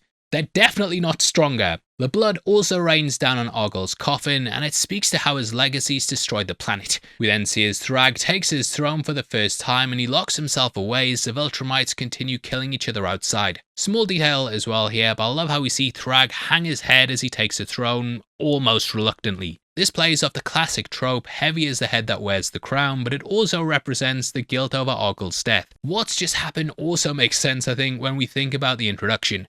We just saw that Thrag already knew Thedas was a problem and that Argyl gave him the opportunity to stop him, but he chose to show Thedas mercy. If Thrag had have just stuck to being a murderer, none of this would be happening and his sweet Argyl would still be alive. Feeling like he's responsible for what Thedas has done, he's now making up for it by making sure no one ever makes the same mistake again. Again, Thrag and Thedas having a history together is something that we don't get in the comics, but I think it adds so much to Thrag as a villain. A psychopathic tyrant? Yes, but learning how Thrag had the opportunity to stop Thedas and chose not to really just hammers home why Thrag's so committed to bringing the Viltrumites back to their former glory. Thrag basically blames himself for the Viltrumites' extinction, with his decision not to kill Thedas being the cause of not only Argyl's death, but also the billions that they lost in the Scourge virus. Such a great addition for the show that gives Thrag so much more depth as a character and makes his actions later in the episode even more impactful. Another slight change from the comics here is that Thrag doesn't lock himself away during the purge and he fights alongside the other Viltrumites until he proves himself the strongest one and takes charge of the others who remain. Which would have been cool seeing Thrag join in on the massacre, but I'll excuse it for being traded with some character development instead. We then see Thrag emerge from his chambers flying above all. It shows how he views himself as above them and that he doesn't need to lower to their level of fighting amongst themselves. Here he sees what's left of the Empire and we get some of the usual Viltrumites that we've seen throughout the series, such as Thula, Krieg, and Conquest, who absolutely love the purge and doesn't want it to end. His arm is also still there as it hasn't been ripped off by Ragnar. We also get a repeat of the shot that we've seen several times with Krieg standing in front of a pile of bodies. They almost want to continue the bloodshed, but they stand down when Thrag challenges Conquest. Thrag declares that the purge is now over and that the blood has cleansed them to continue Argyl's mission of conquering the universe. The remaining Viltrumites answer once again, chanting "all is ours" in unison, and it's kind of like the end of a Purge movie made, the calm after the storm. Coming back from our trip down memory lane, we then see Thedas briefing Invincible and the other Coalition heroes on his plan to ambush Thrag on the planet Viltrom. He says that once they kill him, the other Viltrumites will dissolve and just fight amongst themselves, which we can see kind of upsets Mark. Nolan even has to put his hand on his shoulder to stop him from speaking up. Feel like given everything that Mark's gone through and his whole trying to stop murdering people thing, he knows that killing Thrag won't solve all their problems. Every time Mark has tried to solve things with violence, it's only led to something much worse. Like defeating Conquest, only to find out there's an even stronger and more psychotic Viltromite giving him orders. However, Mark holds his tongue and Thedas continues his hero speech. He says that while Thrag could easily defeat any one of them, together they can end the war forever and prove to the galaxy that the Viltromites are not. We also get a sweet action shot of the heroes all together, which is ripped straight out of issue 75. For the show, we have the addition of Talia, who's captain of the venture. The scene plays out pretty much the same way in the comics, but Thedas' speech is a bit longer and way more inspirational here in the show. Thedas' plan is also more of just a general assault on Viltrom in the comics, and not a specific assassination mission for Thrag. With their plans in place, we then see Mark making a tape for Eve in case he doesn't make it back, and he mentions how Thrag was born to be the strongest Viltrumite ever, but it's all good and will probably be fine. Meanwhile, the rest of the team bonds as Alan tries to get them to try some of his Kanzlok snacks, which are those little weird screaming bug things that Alan loves but everyone else hates. Except for Tech Jacket, who actually likes them despite them having a face and screaming for their life. Also, I love how Alan tries to compare it to how people eat cows, but he calls them moo cows. It's dumb, but it made me laugh. We also get some more sparks flying between Oliver and Tech Jacket as they talk about craving Bergamot back on Earth. Battle Beast also chimes in as well with his perfect idea for a meal. He says that will be his own blood as he chokes down on it after a legendary battle with a stronger opponent. Sounds great. If you want to learn more about what happens to him though, then we have a video breaking down his full history and future. Also, I want to point out how Oliver mentions Paul's spaghetti and homemade meatballs as one of his favourites. I'm sorry, what?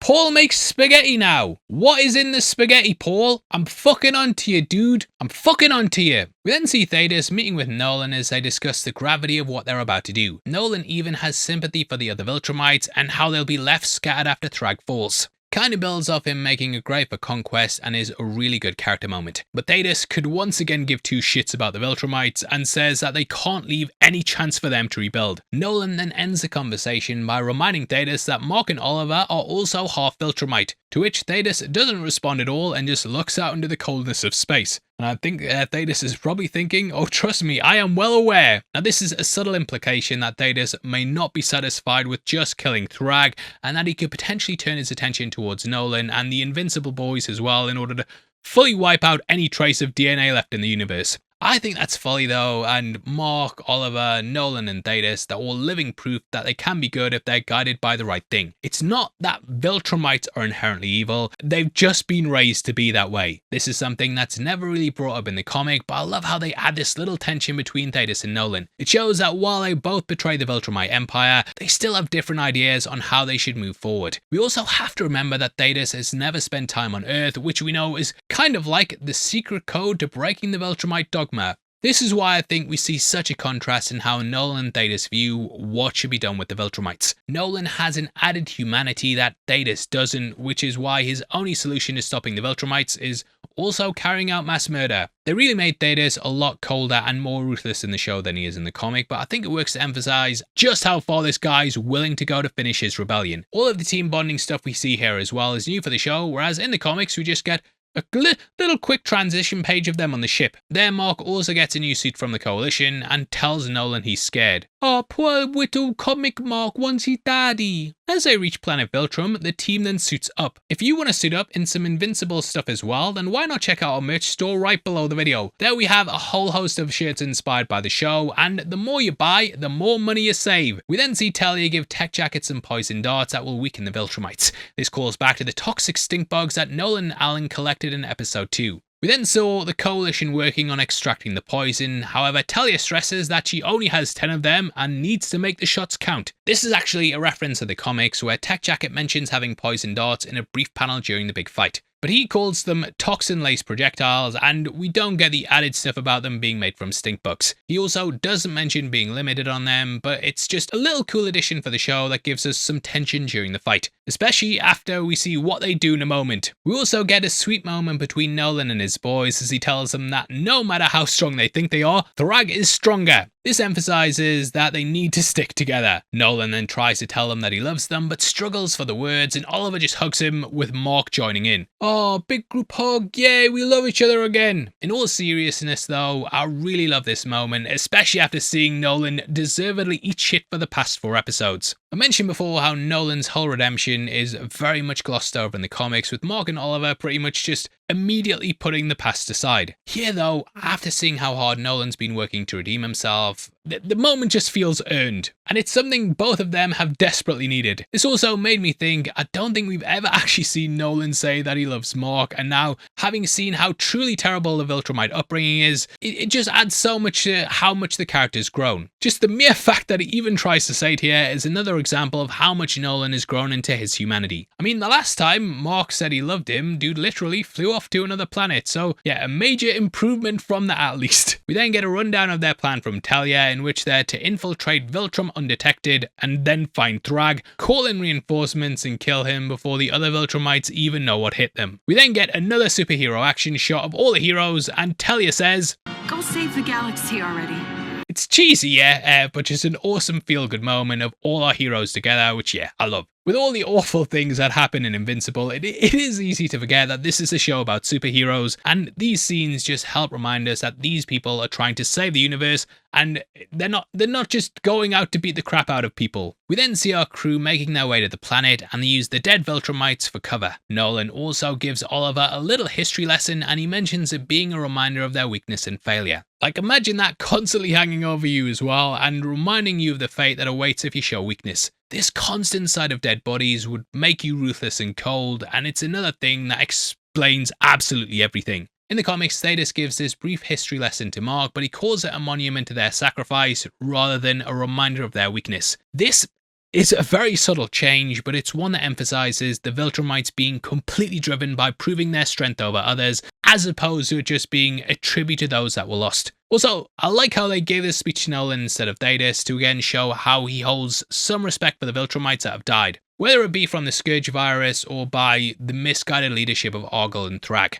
And yeah, it just adds a nice contrast because Thedas just wants to use them as cover in order to completely wipe out the Viltrumites without mercy, which is pretty cool considering he's also responsible for this ring of dead bodies. However, as they make their way through the death ring, we see Thula and the others hiding among the dead. They're using the same strategy that they're trying to use to conceal themselves, and the heroes are then met by Thrag. The image of Thula hiding is right from the comics as well, and it's such a good Easter egg. But it is a big trap. Yes, it's a trap! The others then pop up and Thula slices Thedas in the back with her knife blade, which is a nice little bit of poetic justice there as well. The great betrayer, the great backstabber, gets stabbed in the back. Despite their plan now being completely screwed though, Thedas says it's still fucking on and everyone starts fighting. Also, I love Battle Beast screaming. Yes!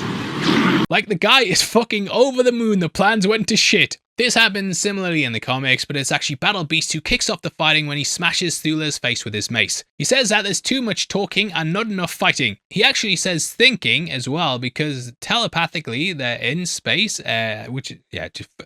no need to go that deep on it, I'm sorry. With Battle Beast and Thedas taking care of Thula, Nolan then tries to take his shot at Thrag, but he's sideswiped by Nissa. Thrag continues to float there like a statue and just watches the chaos unfold, sort of like how he was removed during the purge. Alan and Tech Jacket then try to take their shot, with Tech shooting one of her poison darts. However, another Viltromite flies in front of Thrag and it hits him instead. After he's hit with a dart, we then see why the Viltrumites wanted to get rid of those stink bugs, as it weakens him enough for Alan to uppercut him right through the fucking head. Fucking brutal, and another scene taken straight from the comics. Although in the issue, the Viltrumite soldier doesn't get hit with one of the darts, Alan can just do that, which he assumes is because some Viltrumites aren't as strong as others. So yeah, it's just a cool little addition here to not only show us what this poison does, but also explain why Alan isn't just doing that to every single Viltrumite. It also gives Alan and Tech Jacket a bit more of a teamwork dynamic, with her having to hit the Viltrumites in order for Alan to be able to kill them for good. What do I mean kill them for? Kill them for good. Just kill them in general. We then watch as everyone continues beating the shit out of each other. Mark and Oliver also have a rematch with Lucan, and Nolan battles it out with Anissa.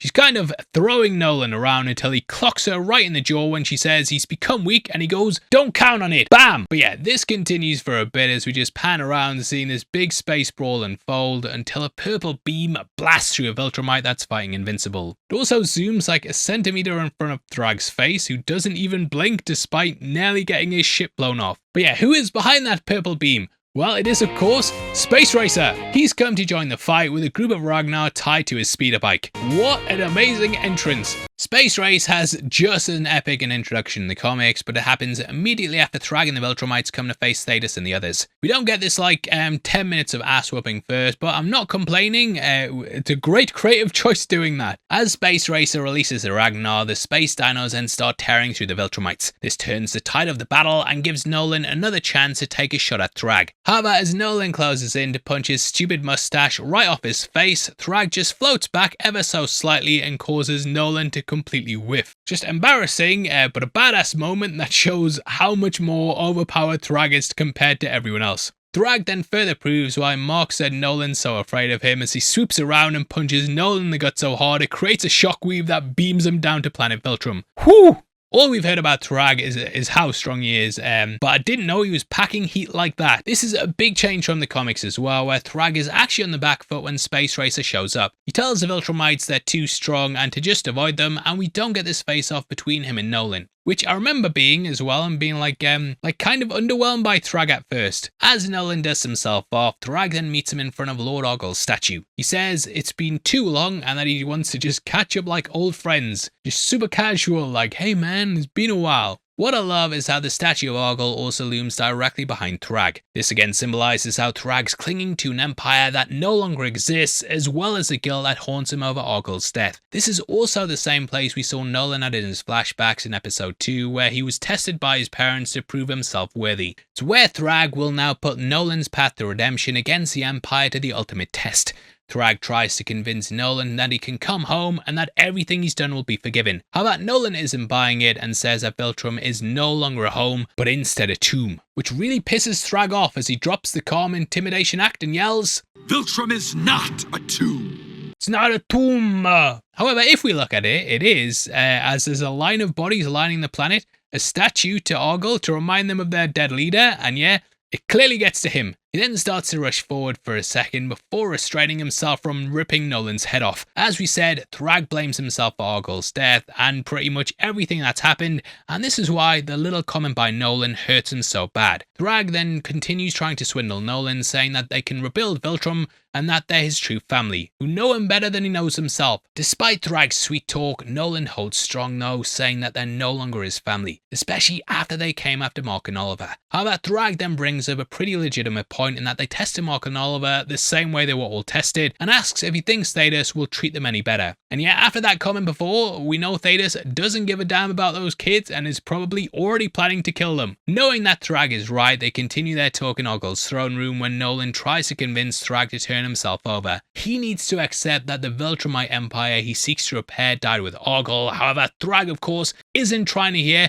any of that bullshit. The death of any Viltrumite leaves a void in me.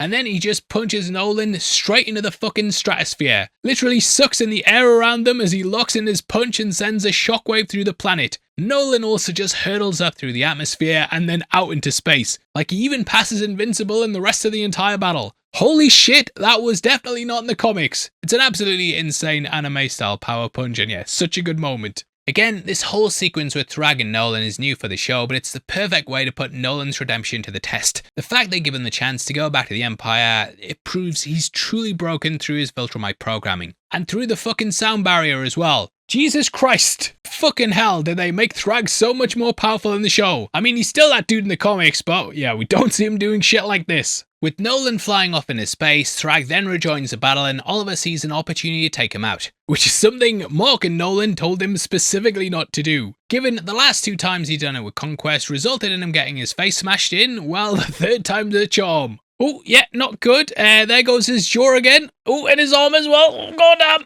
Also, I love how Thrag disses Oliver first, saying he's not one of them before ripping him apart. We also get Oliver's line of, Hey, dickhead! A black hole call!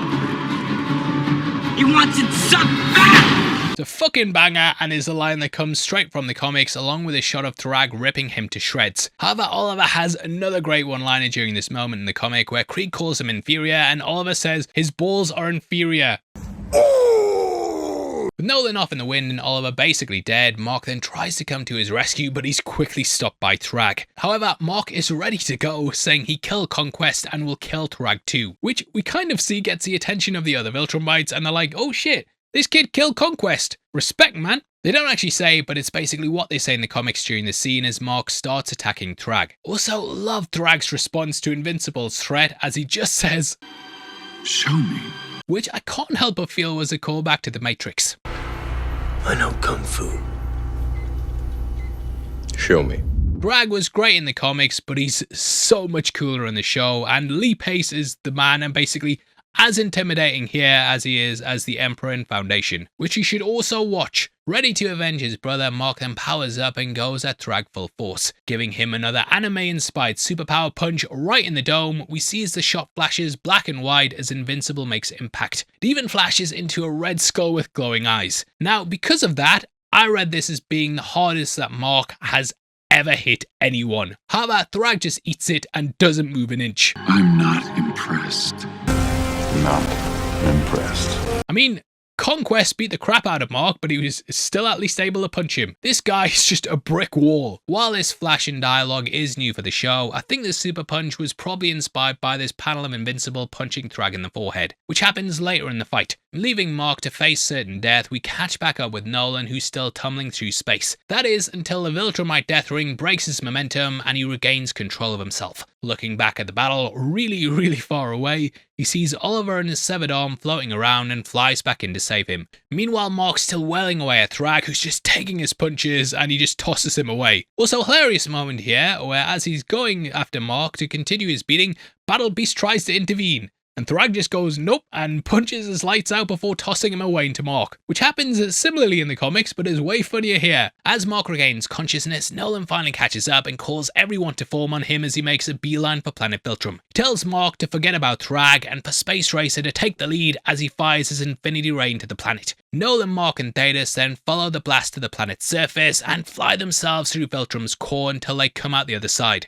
In an epic blaze of glory, we see the city crumble as Thetis, Nolan and Mark struggle to stay together as they blast through layer and layer of rock until nearly burning to death in the planet's core. Also love the cut shot we get as the screen goes black and we have the beam from the Infinity Ray. This grows into a fireball as it plunges into the planet with the three heroes following behind it. Absolutely incredible. This plays out pretty much the same in the comic as well, but it's shown in a big splash page from a bird's eye view, and that it doesn't really let you get up close and personal. I just love how we get to follow them all the way as they fight to make their way through the other side. This is one of my favourite moments from the comics, but they absolutely knocked this out of the park and just took it to the next level. I also love the symbolism here of 3 generations of Viltrumites coming together to destroy the remnants of the old empire and make way for a new future. Thetis began the rebellion, Nolan then rebelled, and Mark represents the future of the Viltrumites. This is also perfectly represented by the crumbling of Argyl's statue and his skull being destroyed in his throne room. It brings a true end to his rule over the Viltrumites, which is honestly something I never picked up on in my hundreds of times reading the comics. I think it's a true testament to show how well the show has been able to expand on so many of its themes from the comics and its characters to make these moments even more impactful and give us new insight into a story many of us already know. With Planet Viltrom now space dust, everyone looks at the destruction in shock and horror. If you watched our earlier videos as well, and you might have seen that we discussed the title could be showing the destruction of the Viltromite Empire as the colour of their uniforms and crumbled into space, which I felt was going to be this moment. But yeah, very Star Wars, Death Star planety, and everyone is stunned, including Mark and Nolan. But Thetis is like, a good job boys, had to be done. You do worry about the escalation though, and if this is something that Thrag could do to Earth. Mark then remembers that Oliver's still floating around somewhere, but doesn't get the chance to look for him as Thrag comes back for his revenge. Poor Oliver, man, he's just been floating around without an arm and half his face basically this whole time, and he missed the super cool explosion. Breaking through the rubble and crying, Thrag then says he chooses death and rips Thetis' head clean off. He says Emperor Argyl has finally been avenged as he crushes Thetis' head and promises they'll all be next. It's the culmination of Thrag's choice to be merciful, and it's led to everything Argyl stood for being destroyed. Either way, this scene's nearly a shot-for-shot recreation of the comics, and it brings us to the end of issue 75. The only slight difference is that Thetis gives Thrag a chance to surrender instead of just getting immediately murdered. Rest in peace, Thetis, though. I'll never forget that time you took your beard off, that one time. Making good on his promise immediately, Thrag then attacks Nolan and flies him into space, and Mark tells Alan to find Oliver so he can go after them. Feels a lot like Man of Steel when Superman was laying into Zod. As Thrag beats the crap out of Nolan, Mark's able to catch up and save his old man, but only for a brief moment. Thrag easily takes him out of the fight and resumes his beatdown on Nolan. He says that he made a mistake killing Thetis so quickly and that he will make Nolan suffer. We also get a quick scene of Alan putting the beatdown on some Viltrumites before he and Space Racer and Tech Jacket decide it's time to dip. There's nothing they can really do, and they still can't find Oliver. Damn, dude, where the hell is this kid? We also get an awesome moment of Space Racer shooting through a Viltromite as they escape, which does happen in the comic, but I never get tired of seeing him use that gun. Back with Mark and Nolan, Thrag then continues to embarrass them, and Mark straight up starts to run away. But of course, Thrag is way faster, and he easily catches them. He's saved right by Nolan before getting a Viltromite gut punch. However, Thrag just returns the favour and gives it to Nolan instead. As Mark watches his dad get his guts ripped out, he then tries attacking Thrag again, but this has zero effect on him, and Thrag just grabs him and starts squeezing his head like a grape. As Thrag's fingers start to break through Mark's eye sockets, he loses consciousness, and Thrag looks up to see all the destruction left behind from planet Viltrom. He not only sees the dead that once surrounded the planet, but also all the soldiers they lost during the whole battle, including Nolan. As Krieg and the few Viltrumites left standing gather around and tell Thrag to kill Invincible, he tells them to shut the hell up and lets Mark go. As he explains, they have too few already, which we can see that there's also now only 6 of them left, which, considering they start off with 40 or 50, I think it was, not good. So yeah, they kind of need everyone they can get at this point. Tim once more showing mercy though, and it is possible that he'll pay for this down the line. And yes, obviously I've read the comics several times, I know what happens. But yeah, this pisses Krieg off, but he stands down and just asks what Thrag's next orders are. This whole fight between Thrag, Mark and Nolan also plays out pretty much the same in the comics, with just some slight differences, such as Thrag talking a bit more about how screwed all of his plans are. Another difference is that Krieg actually does speak up against Thrag and even tries to attack him. But yeah, given how insanely powerful they made Thrag here in the show, I don't blame him for not having the balls to do it here. As the Viltrumites leave Mark and Nolan somewhat alive, we then watch as their unconscious bodies float through space for an almost uncomfortable amount of time. Hey, maybe they'll finally bump into Oliver. Luckily, they're eventually found by Talia and the others. I think we're all in the same boat right now though, because Alan's reaction is the perfect description of my face for pretty much this whole episode. We then cut to Mark waking up weeks later where he learns that both Nolan and Oliver are alive, and we see Oliver recovering in a bacta tank. This is obviously, another nod to Star Wars and a cool little Easter egg, as he's also lost his arm with Luke losing a hand later in that movie. It also turns out Alan's the new leader of the coalition of planets and Sados got his head smashed like the like button. And we've got one in. It's a happy ending for everyone in a way, except for one small problem. Thrag and the 6 other Viltrumites are still off in the wild, and they have no idea where they went. Whoops. We then see Alan call everyone together to figure out what the hell's going on, as Talia says the Viltrumites basically just vanished. Now, being a worrisome guy, Mark basically figures everything out and comes to the grim realization that the Viltrumites have gone to Earth. Boom! And that's how you do a damn episode. We don't even get a fun little end credit sequence this week, which I'm not even that upset about. Honestly, don't know if I could have handled any more. I mean, we say this damn near every week at this point, but how can this not be the new best episode of the series? Like Invincible and Omni flew themselves into the core of a planet. This episode truly had everything. It had insane brutal action, high stakes, secret history, good changes from the comics, a lying fighting in space, and lots of character growth. What more could you possibly want? Genuinely shocking how they were able to fit all this into just an hour and make it even more epic than it was on the page. Among the various changes they've made from the comics, the little backstory we get of Thrag and Thetis is by far my favourite addition, and it adds so much context to why Thrag's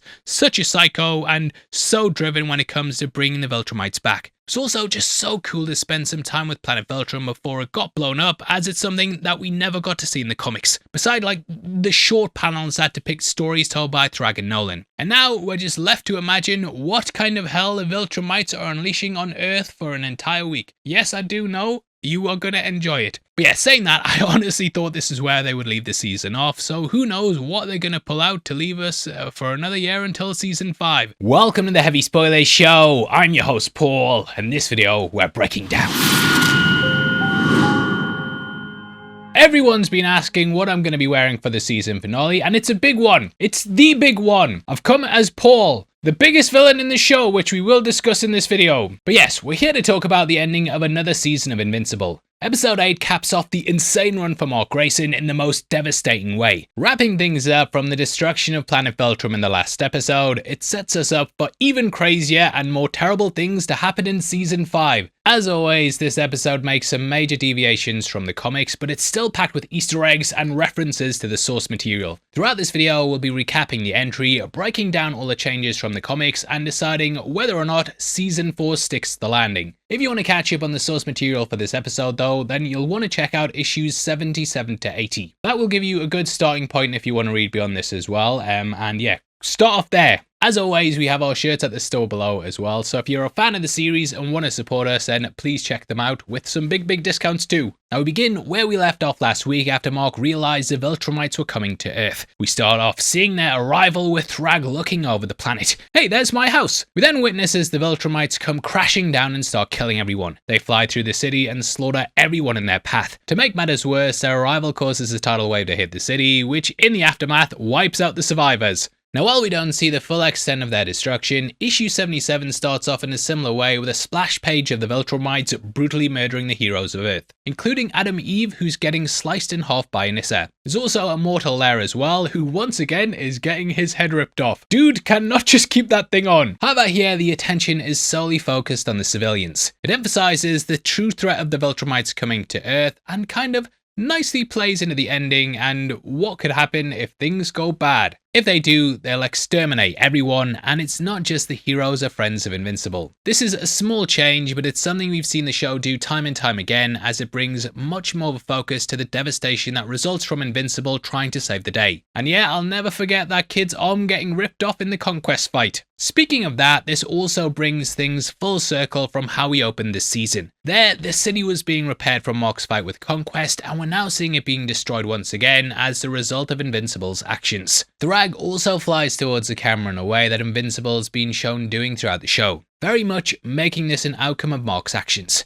However, we see it was all a dream, and that Mark is simply imagining it. He's then shaken out of his nightmare by Nolan, who tries to comfort him, saying there's nothing they can really do, and who knows, maybe the Viltrumites aren't even on Earth. Okay, Nolan, maybe Oliver wasn't born yesterday then, or last month, which, to be fair, he kind of was. But Mark knows that's a lot of crap, and they just sit there in silence knowing that Earth is most likely screwed. Tech Jacket also pops in to ask exactly what their plan is, and they both just completely ignore her. Shows not only that they don't give a shit about her opinion, but also that they don't really have a plan. This plays out pretty much exactly the same in the comics, except that Nolan mentions feeling bad about leaving Oliver and is pissed that he now cares about people like a stupid human. The show has obviously been putting a lot more emphasis on Nolan's redemption and accepting his humanity, so I can see why they left that line out, but it's another example of how they kind of glossed over all that stuff in the book. We also see Alan getting a pep talk from Talia as he prepares to step into Thetis' shoes as the new leader of the Coalition. Now he's responsible for like 1 trillion people's lives across the galaxy and basically the fate of the universe, which Talia conveniently reminds him of, but assures him that Thetis wouldn't have chosen him if he wasn't the right Unopin for the job. Also notice how we can see Thetis' statue of Atlas still sitting on his desk. This symbolizes the weight that Thetis once carried now rests on Alan's shoulders. They kind of skip over this in the comics and just cut to Mark waking up with him in the role, like we saw last week. So I'm glad they filled this in. Also, I've just realised the Coalition's logo is a collection of planets, or a coalition if you will. Back in space, Mark and Nolan once more ignore Tech Jacket as she tries to offer up a plan to use her base to search for the Viltrumites. She even says that they're all probably dead and Earth's a shithole anyway, just to see if they even give a reaction. And yeah, they were just completely ignoring her. This is a funny little gag, but it's also a reference to the comics where Invincible and Nolan ignore Tech Jacket after he gives this big speech about staying to help them fight, which is a reoccurring gag in the books, and really only Alan is friends with Tech. I honestly don't even think Mark likes him in the comics, and I don't even think they even talk to each other at all. Besides like that one panel that we talked about in one of our previous episodes in issue 78. There Mark just says the war is over and then leaves Tech Jacket in the dust. As the crews start approaching Earth, Nolan tries to give everyone a rundown of their plan to find the Viltrumites and report back to Telestria to gather reinforcements. But Invincible isn't about to wait for all that nonsense and just immediately bolts for the planet. There's somewhat of an echo of the entrance of the Viltrumites as well, as we can see as he skims along the water. However, once he's there, he sees that everything is fine. But where's all the destruction and death? What in the Thrag is going on? Also, hold on a second, why does that bus say Curtis Cliff? Oh god. Paul is voiced by Cliff Curtis. Oh shit, he is the baddie! Oh shit! Nah mate, if this was WandaVision, I definitely would have used that to confirm he was indeed the villain, but I think Paul might be alright, but I'm still suspicious. Paul is a Viltrumite spy and this bus confirms it. Not finding hide or mustache hair of any Viltrumites, Invincible then breathes a sigh of relief, thinking maybe he was wrong after all. This happens the same way in the comics, but with one major difference that we'll get into at the end, because it's like the moment of the whole episode. We then see Mark reunite with Debbie, where he starts to fill her in about Oliver almost being killed and blowing up a planet. However, before he can get to the cool part of the last episode, Mark looks back to see Thrag strangling Debbie and ripping her head off. Oh no! He says it's just a small taste of what's in store for him after what he did to the Viltrumites. Debbie's blood then splatters across Mark's face and just flows onto the carpet, and it plays into his constant anxiety. But yeah, and it's very fucked up seeing like that absurd amount of blood coming out. It's just another one of Mark's trauma visions though, and Debbie is completely fine. Whew. You can basically kill anyone else, but we will go to war for Debbie Grayson. Now while this is just a fake out, we do see Mark having the same vision of Thrag ripping Debbie's head off in issue 77. But it happens while he's still on the Ventura, not while he's talking to her mid-conversation. The show also makes it way more brutal, but I love this slight shift to have it happen in the middle of their talk. It cements just how even more traumatized Mark is now than he was at the beginning of the season. I'll also mention that Paul is included in Debbie's death panel in the comics with his head smashed in with a picture of Mark, which is not included here, and further proves that Thrag is working with Paul. Theory confirmed! But to be fair to Mark, you can totally understand why he feels this way. I mean, it's just been non-stop for the character. One ass whooping after another. There's been the Invincible War, Conquest, and like even before that as well. he was constantly getting the shit kicked out of him. I even remember reading the comics at this point and just being blown away by how there's no downtime. Debbie also points out in the comic that Mark has been gone for 10 months, which gives you an idea of how long Mark has probably been torturing himself with seeing everyone he loves dies. Another change I want to point out here as well is that Mark comes back to see Debbie still wearing his costume. Here though, he shows up as himself. It's a slight difference that maybe I might be reading into, but I felt it was a nice touch to show that Mark is really trying to convince himself that everything's okay and he can just go back on with his life and act normal. With Debbie's head still intact, Mark realizes that he needs to go to Eve, but he tells Debbie that Nolan's also outside if there's anything she wants to say to him. We then see Mark fly off as Nolan hovers over the house, which calls back to how he hovered around in episode 3 when trying to gather the courage to confront Debbie. However, this time Debbie makes the first move and comes out to scold him about Oliver getting hurt. Nolan once again tries apologizing and says he's really trying his best and that it broke his heart to see his son injured. But Debbie says he's an absolute shit and in order to care, he'd have to have a heart, which he doesn't. This kind of sets Nolan off a bit and he super speeds in front of her to block her from going in the house. And mate, I did think, oh fucking hell, is that vision gonna come true? Even though I've read the comics, is he gonna do a Thrag? However, Nolan once again proves he's done with mindless murder and begs her to just stop treating him like she doesn't know him, and that she needs to let him make things right, which I don't know if need was the right word to use there, Nolan. Debbie rightfully says she doesn't need to do anything, but he says that he knows she'll forgive him because she believes that people can change, and that she does know him even if he was hiding parts of himself. We can see this does soften Debbie a bit, in a tiny way, but she still holds strong and says she doesn't care where he goes, but he's not staying there, which I guess is technically not a no, but still not great. This is very similar to the comics though, where Nolan and Debbie pretty much have a conversation just like this, but it's much shorter. There Debbie does let Nolan in the house and they talk about her breaking up with Paul, which the comic shows a couple of pages right before, and again, not included here. We are so damn vindicated on our Paul watch though, it's crazy. Debbie's line of her not needing to do anything though is ripped right from the comic, but it pretty much ends with them reconciling. Debbie even says she wishes things could just go back to how they were before he went insane. It's just another great addition of the show that doesn't let Nolan off as easily as the comics and lets Debbie make the decision. Cecil also shows up during the scene in the comics and starts shooting Nolan thinking he's come back for Earth, and Omni Man is just like, nice to see you, Cecil. We then see Mark reunite with Eve, who's absolutely shocked he's still alive. But Mark's like, come on baby, don't you know I'm...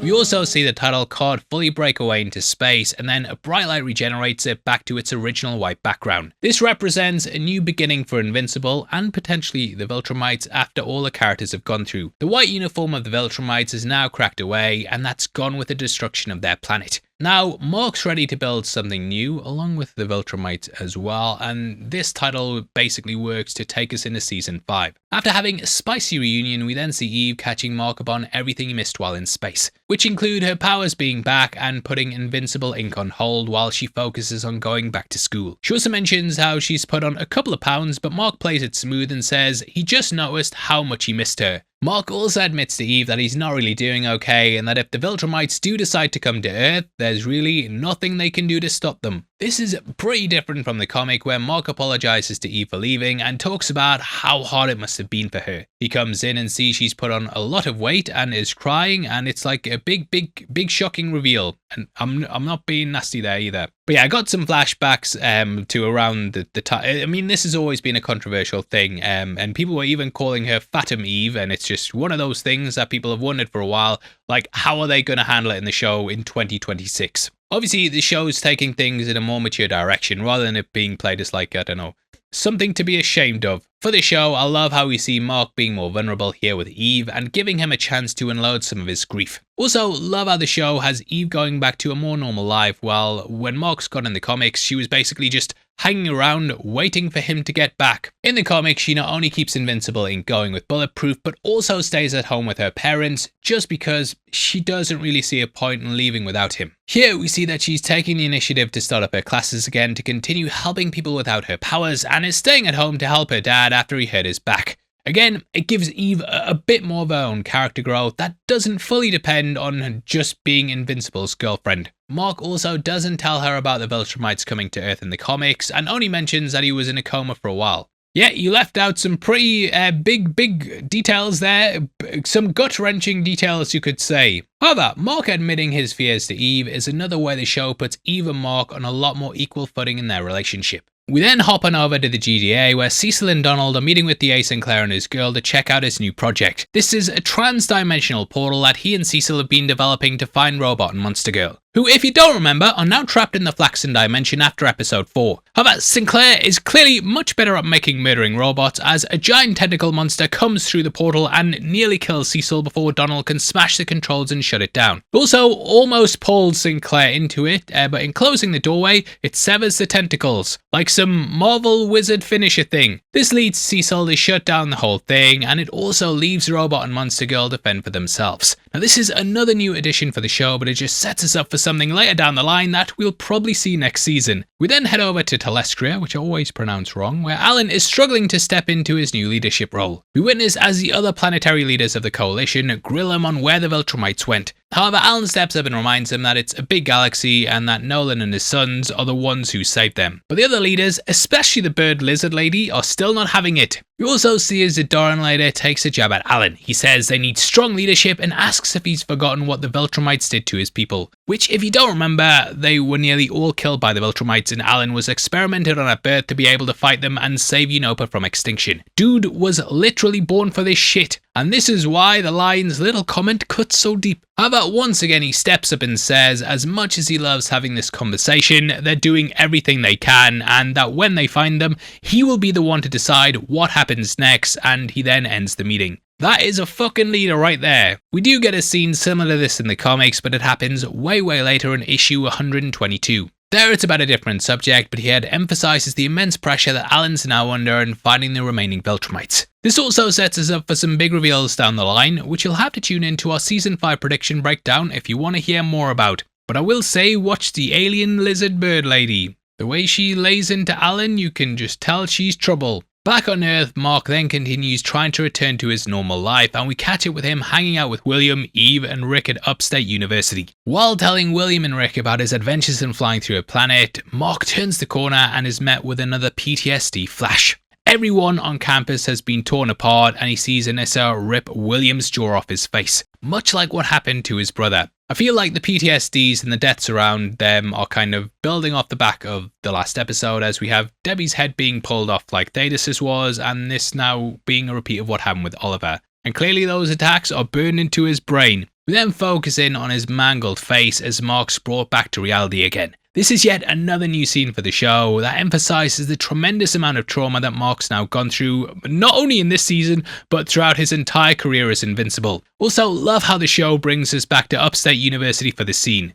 This is where Mark really began his superhero journey back in Season 1, and it's here where he learned that being invincible meant that he could no longer just be a normal, usual teenager. Parallels how he used to walk the campus with his friends before getting his powers, but he's now faced with the terrifying reality that his old life's gone, and he can never get it back. Sorry, Mark. It's all just blood and superhero fights from here on out. However, notice how even William comfort Mark once he snaps out of it and they all gather around to help him. This shows that while he may not be able to return to his old life, those people are still there for him and he isn't alone. Rick also talks about how he's seen what Mark's going through in the mirror, and it's just a nice line that also speaks to his trauma as well. Because yeah, some of these characters have kind of been forgotten about. Now in the comic, Mark does go to see William after returning to Earth in issue 80, but the conversation is just about William being gay. That's when he comes out to Mark about his relationship with Rick, but for the show, you know, we've known since Season 1, so it's cool to see how one small shift for the character has led to us getting this greater moment of perspective for Mark. We then meet back up with Debbie to see how she's processing all of this as she unloads on Viltromite spy Paul about how Oliver's hurt and she can't be there for him. However, Paul tells her that she should just go to space and see him. Also, I want to clear up, that's not a spoiler, that's my theory, it's not in the comics. He does say though that whether she realises it or not, all this superhero alien stuff is her world now and she needs to embrace it. He also mentions how it's the reason that they didn't work out, confirming that they did break up like in the comics, however this must have happened off screen. Paul is super cool with it though and says he's just glad to be her friend. And mate, I wouldn't want to be dating Omni-Man's bird either. I've seen what the guy does to fucking train cars. It reminds her, though, that she's just as much a part of these superhero alien space wars as Mark and Oliver. Now, I hate Paul, I hate the lad, but I don't disagree, but the way that he says she's part of all of this, just like Mark and Oliver, feels like there could be a double meaning there. Potentially foreshadowing the Viltrumites coming for Debbie and using her to make Mark and Oliver get back in line. Why do you want her to go to space so bad, Paul? You fucking liar! Now, I know I'm a bit invested in the Paul watch, I will admit that, but in all seriousness, this is such a great scene to again emphasize the importance of Debbie and bring her more into the fold. This is something we talked about in episode 5 and how she's the one who keeps everyone together. In the comic, Debbie and Nolan get back together immediately after their earlier conversation and she decides to go back with him to rekindle their relationship. There's really no decision-making process at all, so I love how in the show, Debbie is more in charge of this decision and is going there for Oliver. Not for Nolan, which yeah, big move, and in the comics I don't even think Debbie mentions Oliver after finding out he's okay, so yeah, much better change. As Debbie contemplates her place in the universe, Eve tries to comfort Mark with some bergamot as they sit together on the roof. We've seen this is kind of their special place where they have their serious talks, and oh boy, is this a serious talk as Eve begins to tell Mark the reason her powers weren't working. Turns out, as we've seen throughout the season, she is pregnant. However, before she can get the words out, Mark's mind once again slips into his PTSD trauma and Thrag grabs her by the head. He says there will be consequences for everyone he loves and slowly crushes Eve's head and throws her limp body back at Mark. But don't worry bro, she'll be fine. You're just having a crazy PTSD nightmare. You're fine. You might have severe fucking trauma and have to go to therapy, but you're doing great. We then see as Eve snaps him out of it and she reveals to Mark that she had an abortion while he was gone. She explains how alone she felt and that she couldn't handle it all on her own and that she had to make a decision. It's obviously a big thing, and I remember even when I read it in the books, it was still a major talking point. The debate over this kind of stuff still rages on today, and I think it adds a lot of depth to the characters. It also talks about their relationship and the cost that their lives have brought to their lives. However, Mark steps up and proves their love's really eternal and tells her he loves her. He holds her and then apologizes for not being there, but clearly realizes that he needs to stick around more. Now, this happens pretty much the exact same way in the comic, with a lot of the dialogue ripped right from the page. However, there it happens a bit later after they have dinner with Immortal and Duplicate during issue 79. The scene in the comic also takes place outside of Immortal and Duplicate's house, so I love how they brought even Invincible back to their special spot here to make this heavy conversation a lot more personal. I also have to shout out Jillian Jacobs, who voices Eve, for her performance during this moment as Eve struggles to get the words out in order to tell Mark. In the comics, she just kind of comes out with it, but this little subtle addition just makes Eve's reaction feel genuine and even more heartbreaking. It's a really traumatic moment for both characters and obviously a very touchy subject, but I think that they handled it really well. Like the comic, it emphasizes how strong even Mark's love is, but it's also another example of the consequences that come from Mark being invincible. We then see Omni-Man standing over the crater he left Mark's body in during their fight in Season 1. He replays the scene in his head of all the terrible things he said and did to Mark, including the iconic Think Mark that has now become a meme. However, his trip down memory lane is quickly interrupted by Cecil and the Two-Face for the first time since Nolan left Earth. Reasonably suspicious about Omni-Man's return, Nolan tries to assure him he doesn't need to be afraid. But Cecil says, correctly, "I will never not be afraid of you." Forgetting Cecil on his previous apology to her, Nolan says that he's sorry for what he did, and Cecil recognizes that the fact that Nolan is even apologizing at all does show he's changed. He doesn't forgive him yet, but we can see that he's trying at least. Plus, Cecil would love to have Nolan in his back pocket just in case, so he probably doesn't want to tell him to fuck off. Nolan then tells Cecil that they won the war but are missing a couple of Viltrumites, and Cecil basically calls him an idiot. He says they didn't win shit and now they have a crew of super Nazis who have Earth as their #1 target. Fucking Cecil, man, always seeing the bigger picture. He is 100% right as well, and Cecil continues pointing out the stupidity of Nolan and the Coalition's plan to protect Earth, but Nolan offers to stay as an extra deterrent. This is a way to make up for his past mistakes, but Cecil tells him Earth isn't his damn therapy couch. And if the Viltrumites do come, he better have his ass ready. He then tells him to get the fuck off his planet. Whoo, damn Cecil. Give him hell. Like, I can't imagine the PR you'd have to run to say why the government is now cool with Omni-Man, and I think Cecil is just rightly like, fuck off. Cecil also hits him with another devastating blow after Nolan says he almost died trying to stop the Viltrumites. He says that's a great start and he just needs to die 2,341 more times and then they can talk. This references all the lives that were lost during his attack in season 1, which is very, very brutal.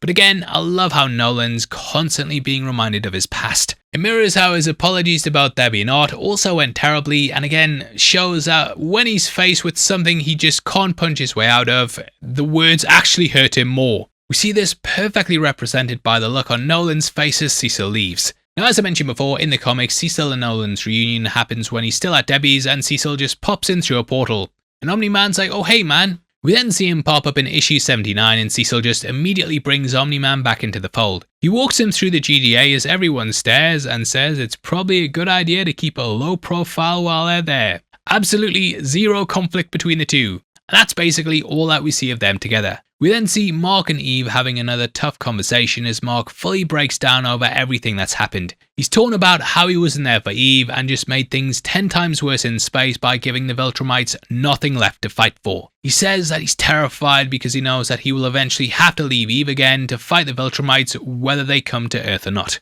And damn, Thrag really messed him up. However, Eve holds him together. She tells him that she knows the risks but is willing to take on all of it to be with Mark and that they can do it together, even if they're apart.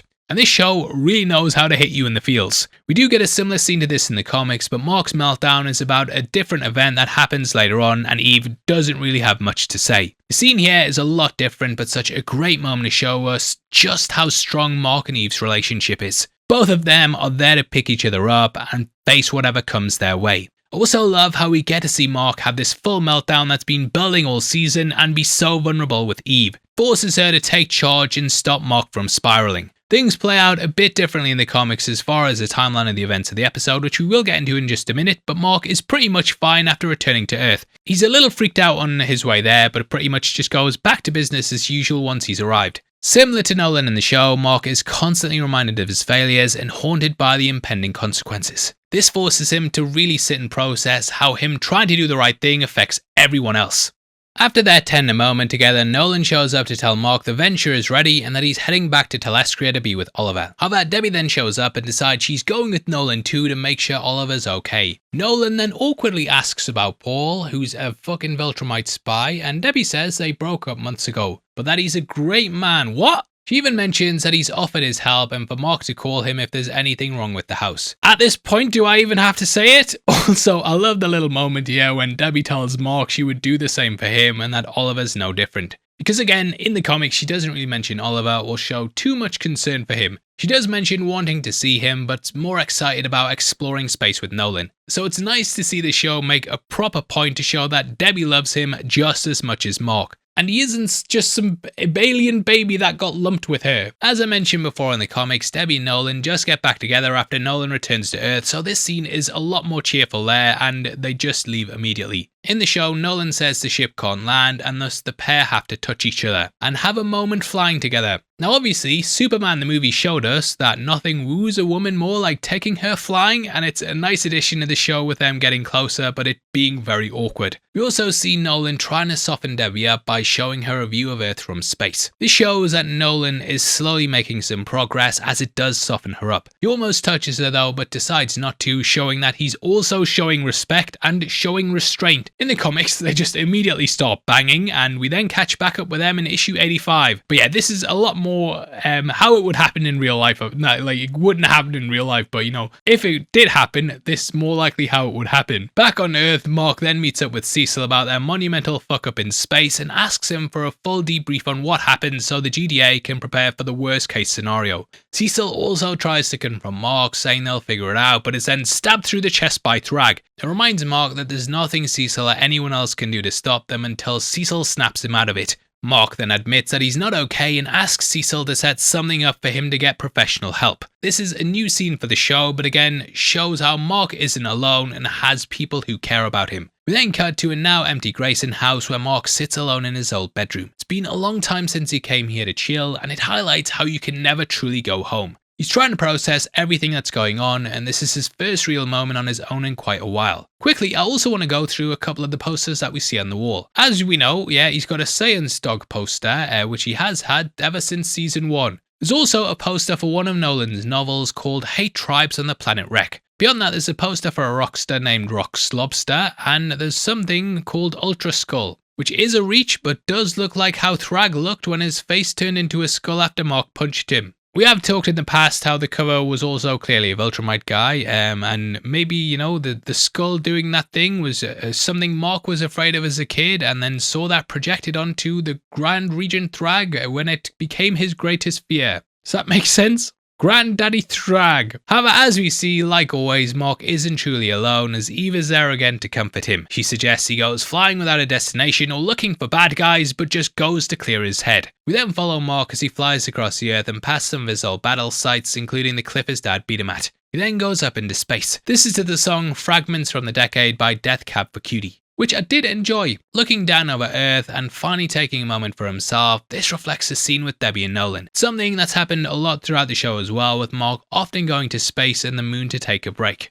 Feels like him reminding himself of what exactly he's fighting for. In the end, despite all the terrible shit that's happened to him, the Earth is still standing, so he has to be doing something right. Spider-Man falls back to the planet and then sees Thrag waiting for him. Going into another full-on panic attack, Mark freezes as he stares at Thrag and sees flashes of the Earth being destroyed. This includes the Pentagon, University and Bergamot where he used to work. He tries to close his eyes and put an end to another terrifying vision, however when he opens them, Thrag is still there. This confirms Mark's worst fear of the Viltrumites being on Earth, and not able to shake the illusion, Mark charges at the character and punches him in the face. However, all he's met with is a solid mustache and Thrag doesn't budge. They also do a really clever trick here by making the camera go in and out of focus like Mark's visions earlier. This makes us just assume this is another one of Mark's episodes, but nope, this is very, very real. Mark then starts laying into him and Thrag just eats his punches and starts dodging them with zero effort until he just shoves Mark away, which you can basically see creates a sonic boom as he pushes him, once again showcasing how immensely overpowered Thrag is compared to Invincible. However, Thrag doesn't put the beat down on Mark and just tells him to stop. Says that he's done nothing to his planet. Yet, at least. However, he will start murdering if Mark doesn't stop being rational. Thrag then goes into supervillain monologue about how he was made Grand Regent to lead his people back from extinction, and he gives us our current Viltromite count at 37 after the war. 37! Which would mean they lost about 2 or 3 people, which is insane to think about given all the insanity that we've seen so far. Despite their dwindling numbers, Thrag assures that it's still more than enough to rip Earth a new asshole and pay us back for what he and Nolan did to planet Viltrom. However, Thrag instead gives Mark an ultimatum and basically says the Viltrumites will now make Earth their new home. They'll hide among the humans while they regain their numbers, and we see multiple Viltrumites have already embedded themselves into new lives on Earth. Krieg already has a girlfriend and you're still single, mate. We also see Lucan and Anissa in moments that are pulled straight from the comics, including Anissa getting wolf whistled by some guys, rip their fucking heads off. Both seem to have taken up desk jobs, but it makes me wonder how they chose their new identities. Anissa especially clearly seems annoyed. Why does Krieg get to be a cool ass biker but Lucan has to wear a suit and work in an office? Why does Anissa have to hold back? Oh yeah, because she's trying to blend in. This is also a scene ripped straight from the comics where we see all the Viltrumites in their new identities. He promises that no one will even know they're there, and Thrag points to Mark as proof that Earth can be the salvation they've been looking for. Mark shows it's possible they can regrow here, and he offers Mark a truce and says they will not attack, help, or interfere with humanity in any way, as long as no one comes looking for them. However, if Invincible or the Coalition try and interfere, they'll kill billions and enslave whatever's left of humanity. Leaves the choice up to Mark as to whether or not Earth dies now or later, which of course, Mark's immediate reaction is fuck that! However, he then sees flashes of all the terrible visions he's seen throughout the episode until he focuses on an image of Eve. Realizing that all of this could come true if he makes the wrong choice and remembering what he's truly fighting for, I love how during this moment we can hear Mark's heart beating and how seeing Eve is what breaks him out this spiral. Calls back to what she said earlier about how no matter what comes, they'll handle it together even if they're apart. Now able to see clearly that there's no real option here, Mark does the and reluctantly agrees to Thrag's terms. Thrag then comments on the irony of Invincible now being the Viltrumite's savior after spending so much time trying to stop them. We then see Mark starting to realise the gravity of what he just did, but Thrag reassures him that he saved the lives of every living thing on Earth. He then flies off and says Mark will not see him again. Really quickly as well, I want to point out how Thrag actually seems kind of sad when he says Mark will not hear from him again. Like he actually cares about Mark and still hopes they'll be friends one day. It's a really interesting and genuine reaction from Thrag here though that I think showcases how deeply committed he is to the Viltrumites and why he let Mark and Nolan live last week. Thrag genuinely believes what he's doing is right and that all the Viltrumites will one day come together to reclaim their power over the universe. He thinks that Mark and Nolan just don't see it yet because they've been infected by Earth's weakness. It's almost as if he pities us and is just keeping the characters alive until they eventually realise the truth like he did after Arkle's death. Now, I'll try and make this quick, but before we wrap up the episode and get to the end credits scene, this moment plays out very similarly in the comics, but with a few major differences. The first is that this proposal with Thrag happens immediately upon Nolan and Mark arriving on Earth, with everything we've seen in the show before this happening in the following issues after Mark's already agreed to Thrag's terms. I love how they flip this though to put the reveal at the end, having this whole episode build towards this moment and Mark's eventual decision for the fate of Earth. Another change is that Mark is forced to make this decision alone, whereas in the comics, Nolan's right there with him. While much of the dialogue between Mark and Thrag's the same, simply not having Nolan there forces Mark to choose what kind of hero he's going to be in this moment. Which I love because Nolan hasn't done shit for Earth, so why should he be involved in deciding its fate? Every major test Mark has had to face has been alone, so it makes sense that the fate of the world would now rest on his shoulders. One thing I'll mention as well that I thought was an interesting change is that Thrag actually surrenders in the comics, whereas here he offers Mark a truce. Now I could just be getting into semantics, but I like how here Thrag is basically just telling Mark how things are going to go moving forwards, and he refuses to accept defeat. As Thrag flies off, we're left with Mark alone floating in the skies. He tries to come to grips with whether or not he's just saved the world or ended it. And we close out with a landscape shot of the sun and clouds as Mark floats in the air and lets out a cold shiver for what the future holds in Season 5. However, we are left with one little tease to hold us over until next year, where we see Alan receive a message from Thetis beyond the grave. He apologises to Alan for the responsibility he's put on him, and Thetis reveals he has one last trick up his sleeve in order to kill the Viltrumites once and for all. He tells Alan about the new Scourge virus he showed Nolan back in episode 2 and promised would only be used as a last resort. However, what Thetis didn't tell Nolan was that this newly perfected strain of the virus would also affect those with similar genetics to Viltrumites, aka humans. Oh no, not me! Thetis then ends his message telling Alan that every last Viltromite must die for the good of all living beings, no matter the cost, leaves Alan in the same position as Mark with the fate of the universe in his hands. This reveal happens pretty much the same way in the comics at the end of issue 78, but Thetis doesn't mention that the virus is strong enough to kill humans, which isn't revealed until issue 85, but having Alan know this information ahead of time makes this reveal much more terrifying and adds to the weight of what Thetis has just laid on him. And damn, Thetis can't even die without being a dickhead. But this explains why he was such a dick back on the ship and just fills in a lot of things about his character, because yeah, he clearly knew this was the case. Now, unlike the other seasons, we don't end with a big tease of minor characters coming back next time, but I love the way this plays out instead. Nicely reflects the choice with Mark and plays way better than just having a montage of villains. Like, there's massive stakes here. But that brings us to the end of Invincible Season 4, and whoa, what a way to leave us on the edge of our seats. I did say last week that I originally was surprised they didn't end the season with Mark realising the Viltrumites were on Earth, and now I see why. To me, this was a perfect way to close the season. They weren't trying to outdo what they did in episode 7 because that would just be insane, but instead let us sit with the aftermath of it. It leads us to believe that everything might just be okay before giving us and Mark a Viltromite level gut punch to remind us that something even worse is always waiting around the corner. Among the many insane moments we got in this season though, the addition of all the character development we get here in the show made these big moments hit even harder than what they did in the comics. I've seen Mark and Nolan fly through Viltrom about 100 times at this point, but seeing it in the show after multiple episodes of them both fighting their way back to redemption, it made me see it with a whole new perspective. That to me is the best thing you could hope for in a comic book adaptation, and how Invincible sets itself apart from the millions of other superhero shows. Now while I know some people have issues with the animation and stuff like that, I think these last 2 episodes, in terms of story, really took it over the top for me and made it probably my favourite so far. Episode 7 at least, but 8 was, a nice closer. Season 1 I think ended on an amazing episode, last season did as well, and though it's hard to beat those reveals, I think these 2 episodes